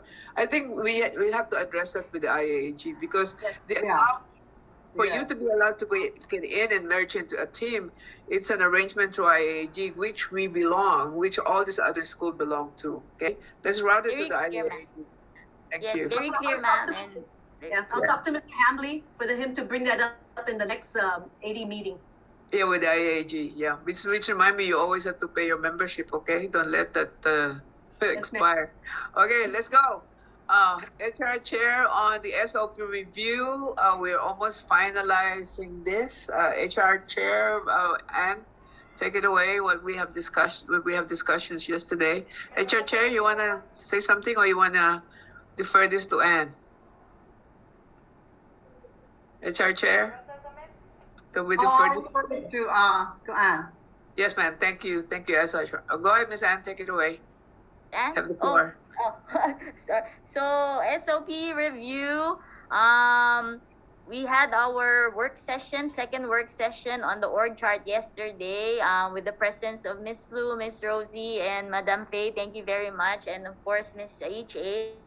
So just to report to everyone else here, respectfully report that we are we have a basically we're going to report back for the clean copy of the org chart along with the functions on Friday, along with um, hopefully attaching the scope of work of the new open position that we're going to open.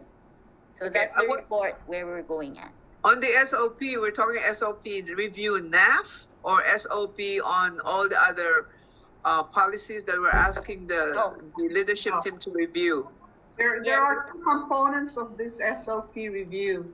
One is the NAV, and then one is for the team at the school level to identify and prioritize what existing policies need to be amended to strengthen. Yes.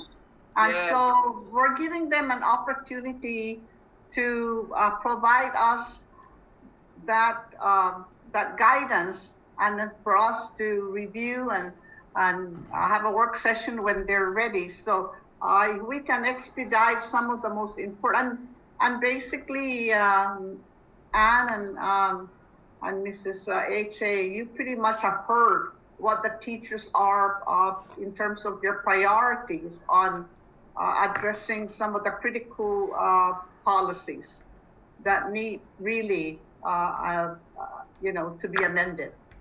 Okay, so in that vein, I'd like to be able to see what kind of timeline we're looking at. I don't think we have an awful amount of revision to do on our personal policies and other policies we have in our books. But just so with the HR spearheading this, maybe Miss Ann, Miss HA, and our team be able to look into this intently and then look at what needs to be tweaked around and revised as things are changing. Now there are certain rules in personal regulations because of the situation of the pandemic, and on and on and on. So we need a timeline on that. Maybe as you progress on this assignment, you guys can give us, as the HR chair said, there are two components of this, which is one is the NAF. We're almost done with NAF. We're almost done, like 99.9%. Submittal is Friday. But the other policies kind of like open-ended, and that's a little that should take also some kind of precedent, some kind of priority, because this is where a lot of our personnel are making mistakes, not knowing what are certain things of the policies are confusing to them or not within, or something that they are questioning. So yeah, let's make sure that our policies really could stand up and not going to be challenged legally, and that's all we're looking for. I don't think there's much, but a thorough review of this time will be very good. Go ahead, Miss Anne. Miss Lou, thank you for keeping me back on track. I kind of jumped right ahead, but thank you for keeping me back on track. So NAF is one, and now that you reminded me, I already know the second one, the priority, the attendance policy and the SOPs on the student side, because we are working on that right now, Miss HA. That's what we're working on because of all the numerous high attendance and late rates. So that's the next priority, I believe. And then also for the policy on leave forms for employees, that's the third one that we want to prioritize, especially during the COVID. We thank you, the board and the administration, that we somehow catered to the needs of the teachers, because now when they're sick, they have the rollover, but originally the policy is you cannot roll over as teachers your leave. At the end of the fiscal year, we lose it. So that's the third one that we have to prioritize. So if you could hold that thought about the rollover, we need to do an estimate of how that will look like.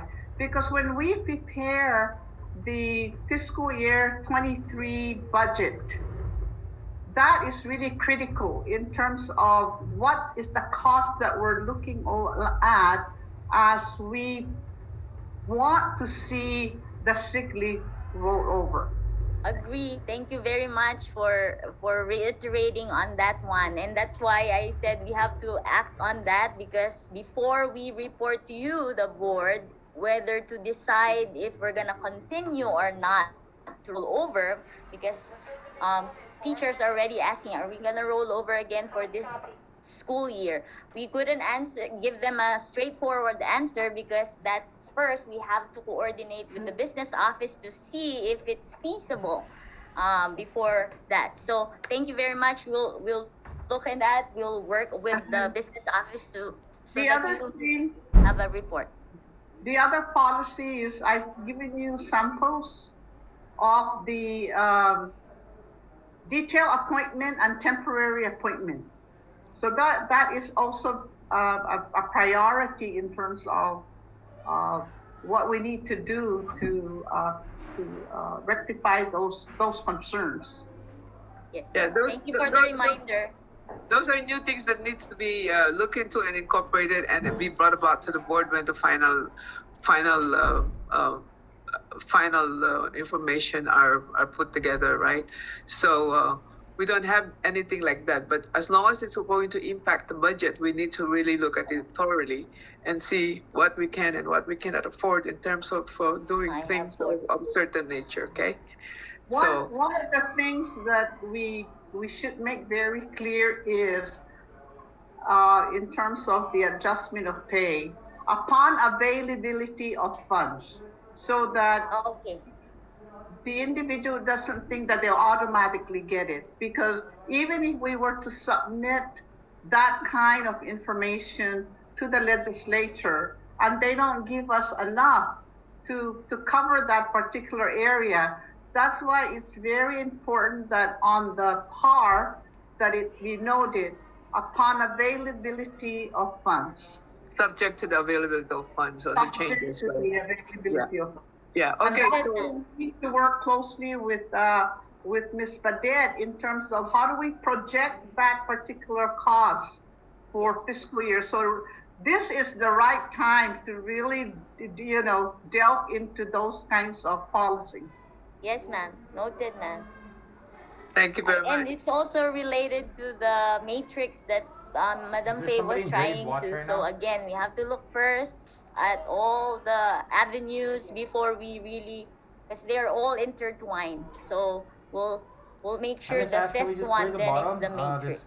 It has to be aligned and at the same all tied up together, because if you have all those numbers in front of you, then you could rightfully use a matrix or improve the matrix that you have right now, because it specs certain amount, which I myself and even the SR chair doesn't agree that that amount is livable.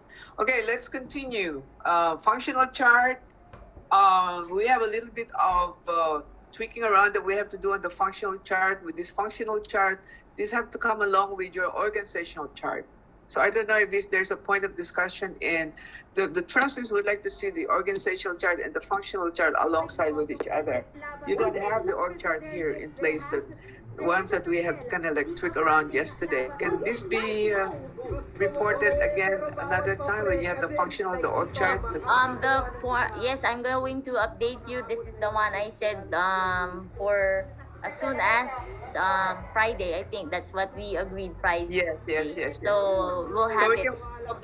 It's the front will be the org chart, and then the back is the functional chart. Right. So we can defer on this. I need a motion to defer the discussion of the functional chart.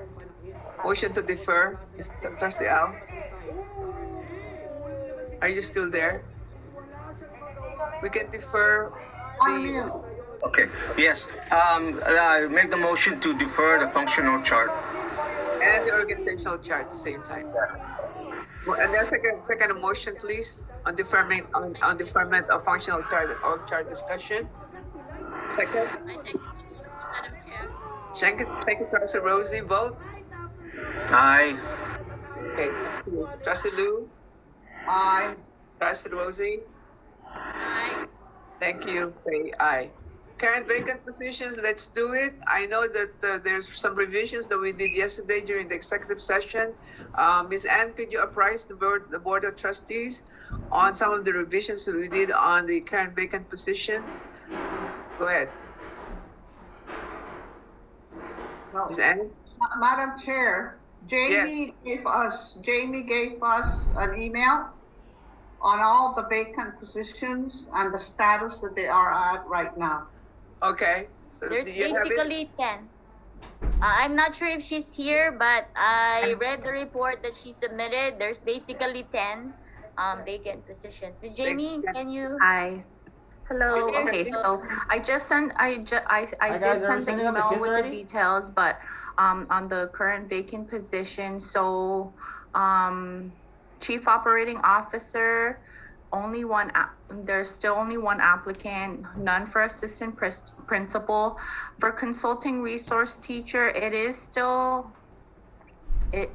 we did conduct the interviews for that, but we're pending the acceptance of the job offer for a new teacher. So that way because the CRT position, we interviewed a current GACS teacher. And in order for them to fill that position, we need the new teacher first. And then For the new teacher, Ms. Jamie? I'm sorry? What's the deadline? When did you tell the new applicant or the new teacher when to make a decision? To last week, I'm going to call her again because she said that she was still debating, because she has I believe she was working things out with her other job. And then for on-call substitute teacher, we didn't have many applicants, but interviews are still ongoing. For the teacher assistant, we picked up 2 new TAs. One of them, she was a TA before. She started again today, and then the other one, she just submitted her documents today. So I'll prepare that, and this will fill in the one TA that resigned last month and the other one to fill in for the employee that's on military leave until next year. For the school aid position, we do have 2 positions open. We're still doing the interviews for that, but we are prepared to offer a position to one that we interviewed. And then the office clerk, this is the one that has the most applicants, so the interviews are still ongoing. We did interview a few office clerks, but they also interviewed for like the teacher position and teacher assistant position, and we offered the teacher or teacher assistant positions to them instead. Yes. And then for personnel officer, no qualified. There's no qualified applicants. There were about 2 or 3, but none with the degree. And then I also listed the pending evaluations on the report. Thank you, Ms. Jamie.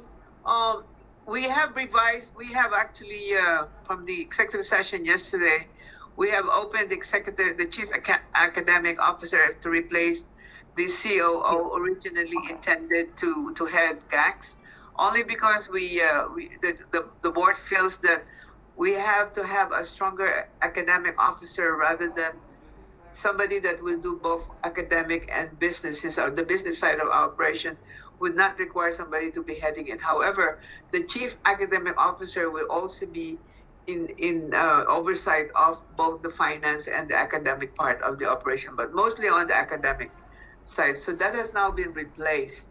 So we need, with the consensus of the board of trustees, we need to change that now to the academic officer to replace the COO. Meanwhile, you have a COO applicant, one. So how do we address the application when she had applied when that was open? When is the closing date, Ms. Jamie, on the CAO? We haven't advertised it yet, but we need to establish a closeout date and never leave any position open-ended because it confuses some of the applicant. It's just like we're holding it forever and ever. So we need to have a closing date for all applications, and then if we need to extend, then we can extend. But at least have some closing date for our open position, and just so we'll be more organized in either announcing or taking care of applicants when we have potential applicants on certain openings. So how do we deal now with the CAO now to replace the COO? We have one applicant that COO applicant must be advised that has not take that. Maybe we can meet up on that, Miss Jamie and Trustee Lou, just so we can approach it properly. But according to Ms. Jamie's report here, the only one applicant does not meet the qualifications. So okay.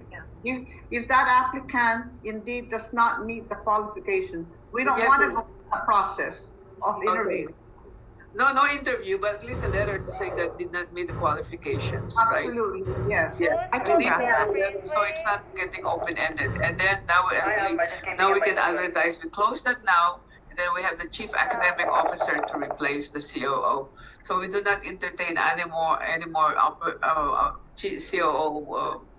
That's very good, Jamie, because there are qualifications that we have prescribed for the COO. So we move along to do the chief academic officer and do not take out the COO position as open anymore. Okay, Ms. Jamie, let's move into that real quick so we can proceed into getting because we're really on a good timeline right now. The school is ending up, and so we can start getting all the necessary positions that we need to come in for the school year 23-24. So we're blessed to have that. It's not that we're wrapping up the school, but we need to get a full force of full commission of everybody that we need to have for the 23-24 school year. And this is the best time to advertise all of those. Hopefully we can have all the prescribed position description and what's the expectations on some of those positions. I think Ms. Anne is also doing that on certain positions, just so we will know what these guys are when we offer the job to them or we interview them for the job. They know what our expectations and what are the qualities or the job that is being assigned to them. It's more clear at the outset, right? As long as they don't know what they're supposed to do, and they'll be confused along the way, because if you want to have an HR, they're not familiar with HR policies, very basic of it, then there's no way we should be even interviewing them. Okay, Ms. Jamie? Yes, okay. ma'am. Budget 22-23. One moment, Madam Chair. Go ahead, HR Chair. Please on go the ahead. pending employee evaluations, if we look at Jamie's report, thank you. This is very critical. Mrs. Avila, we'd like to have all of these employees that are pending, we'd like to have all of them completed no later than April 4th. So we're giving you ample time to put this to a closure. Really, in all fairness to these employees, it's so critical that we address and finalize their evaluations, prepare a par, and continue to move forward. So April 4th, ma'am, is your deadline. Okay. That's Monday. Thank you. Yes, in 2 weeks.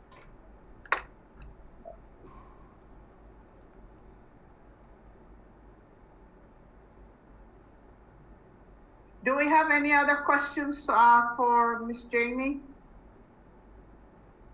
on any personnel issues? Leaving names out, of course. Okay, thank you, Ms. Jamie. You're doing a wonderful job. We appreciate you. Thank you. Thank you. Hey, I'm sorry, I'm back. Need to drink water. Yeah, we're done with the personnel concerns. Okay, thank you. Finance Chair, Ms. Badet, can you take on? The Finance Chair have asked to be excused because he's supposed to go to another meeting. Ms. Badet? Ms. Badet? Where's Ms. B? Unmute. I'm here. Unmute, please. Unmute, yeah.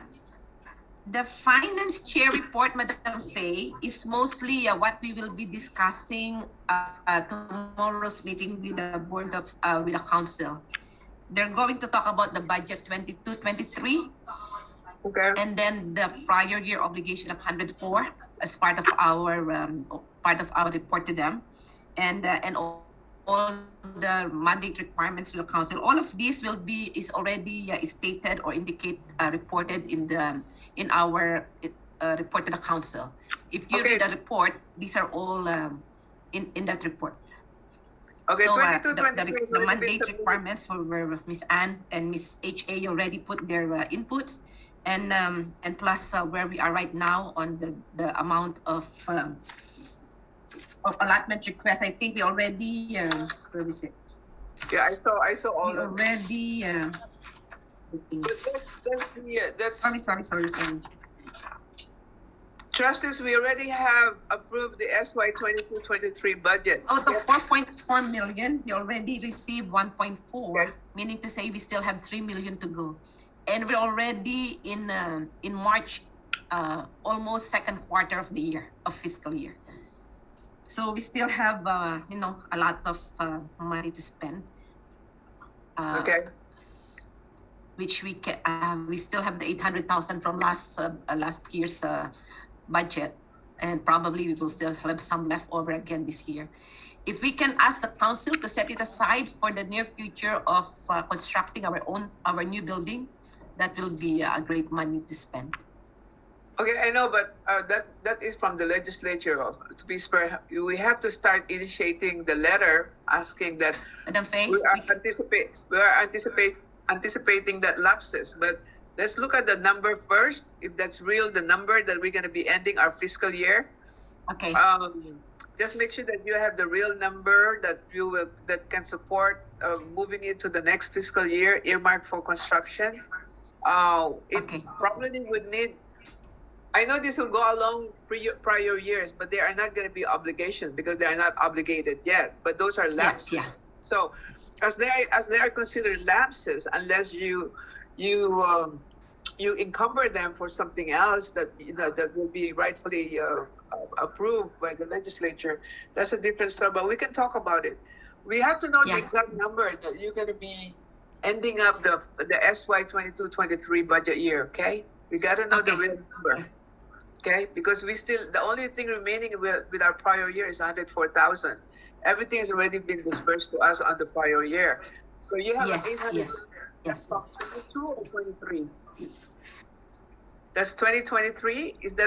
What is that 800,000? Is that the 2022 lapses? No, the 800,000 is from FY21.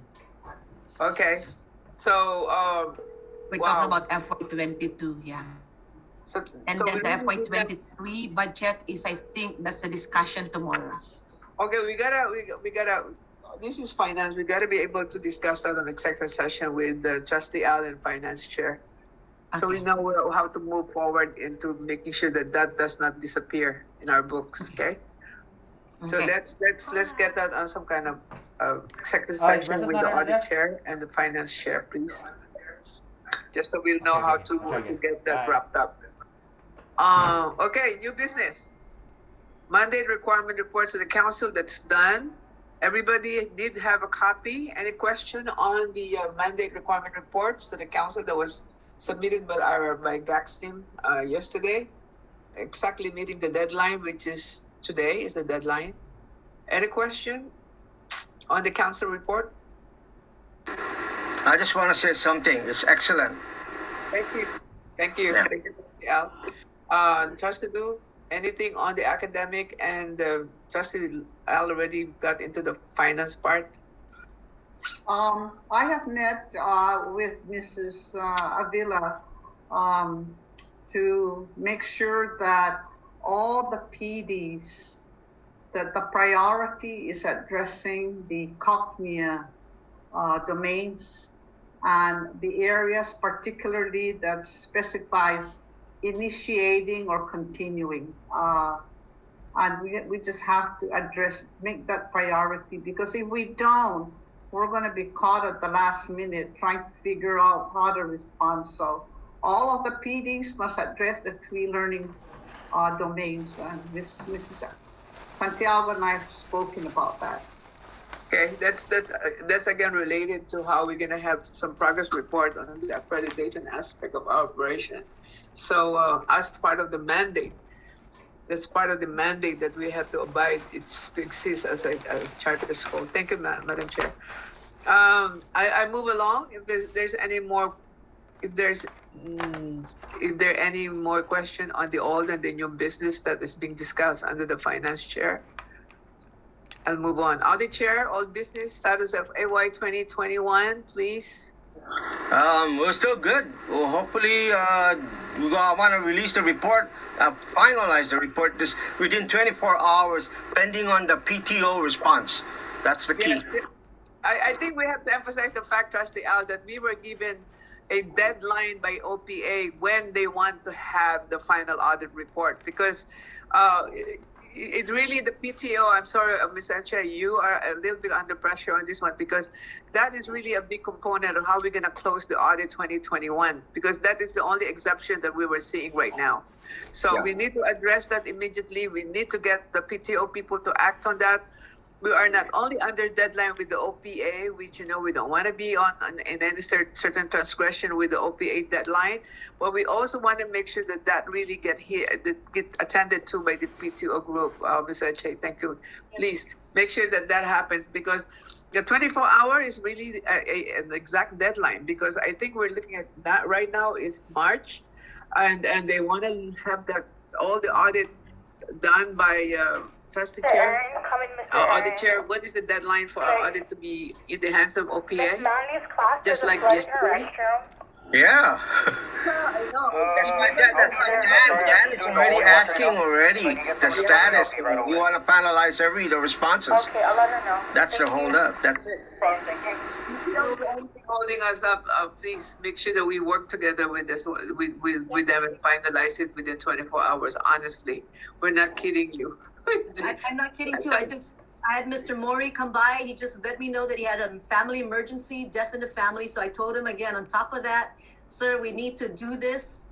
We need to address it. Let me know with the PTO president if I have to call her personally again. And, I had to tell him that before he left. Just let him know that there's really, our audit is at stake on that. Yes. Until they clear that and do whatever they need to do in terms of like moving that money to wherever they wish to.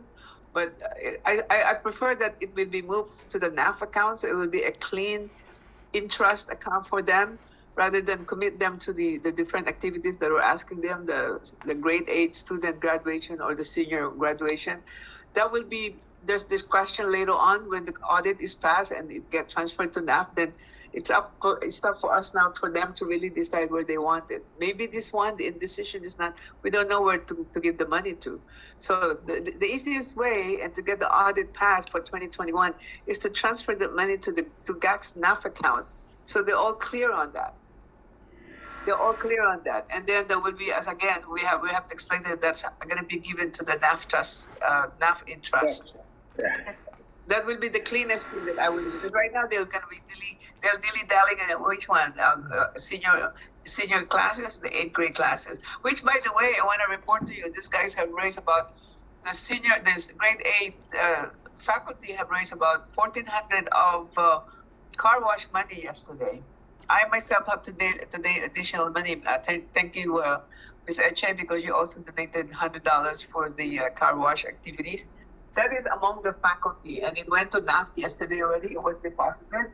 Yes. Under the NAF account, Ms. Badet and me were counting the money. They raised about 1,400, something like that.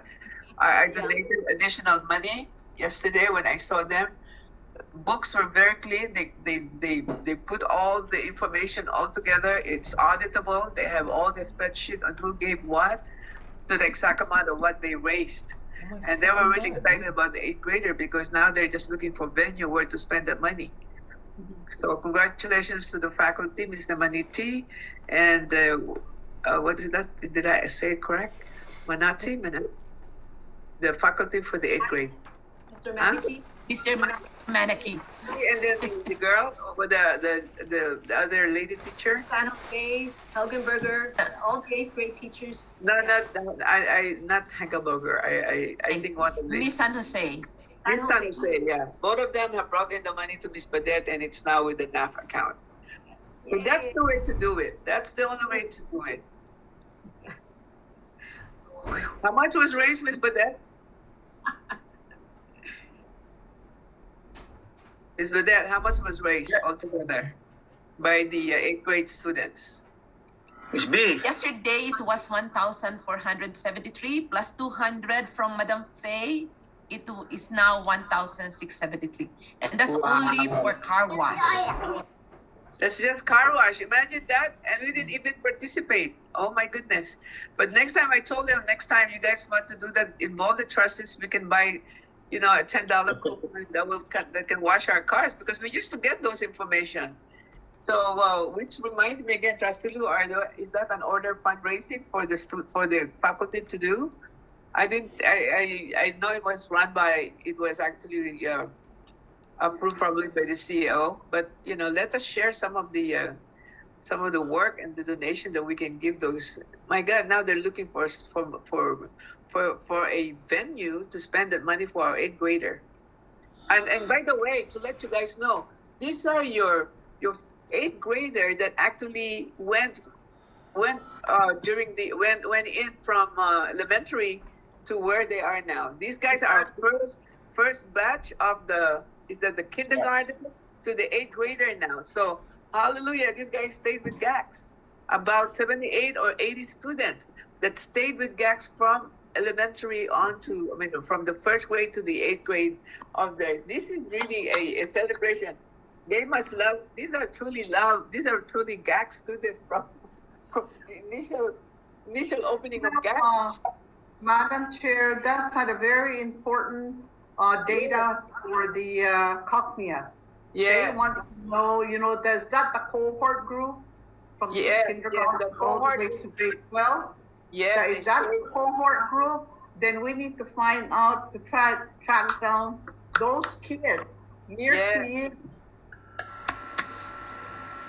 Wonderful. It's very significant, and especially if it ties up with the Cognia reporting, because when I found out that these two teachers were very excited to share that these were actually our kindergarten to 8th grade that stayed about 80 of these kids are with us from 1st grade from kindergarten to 8th grade. So this is really worth recognizing, and for me it is really worth celebrating, because these are the loyal and the royal GAC student that's been with us through thick and thin.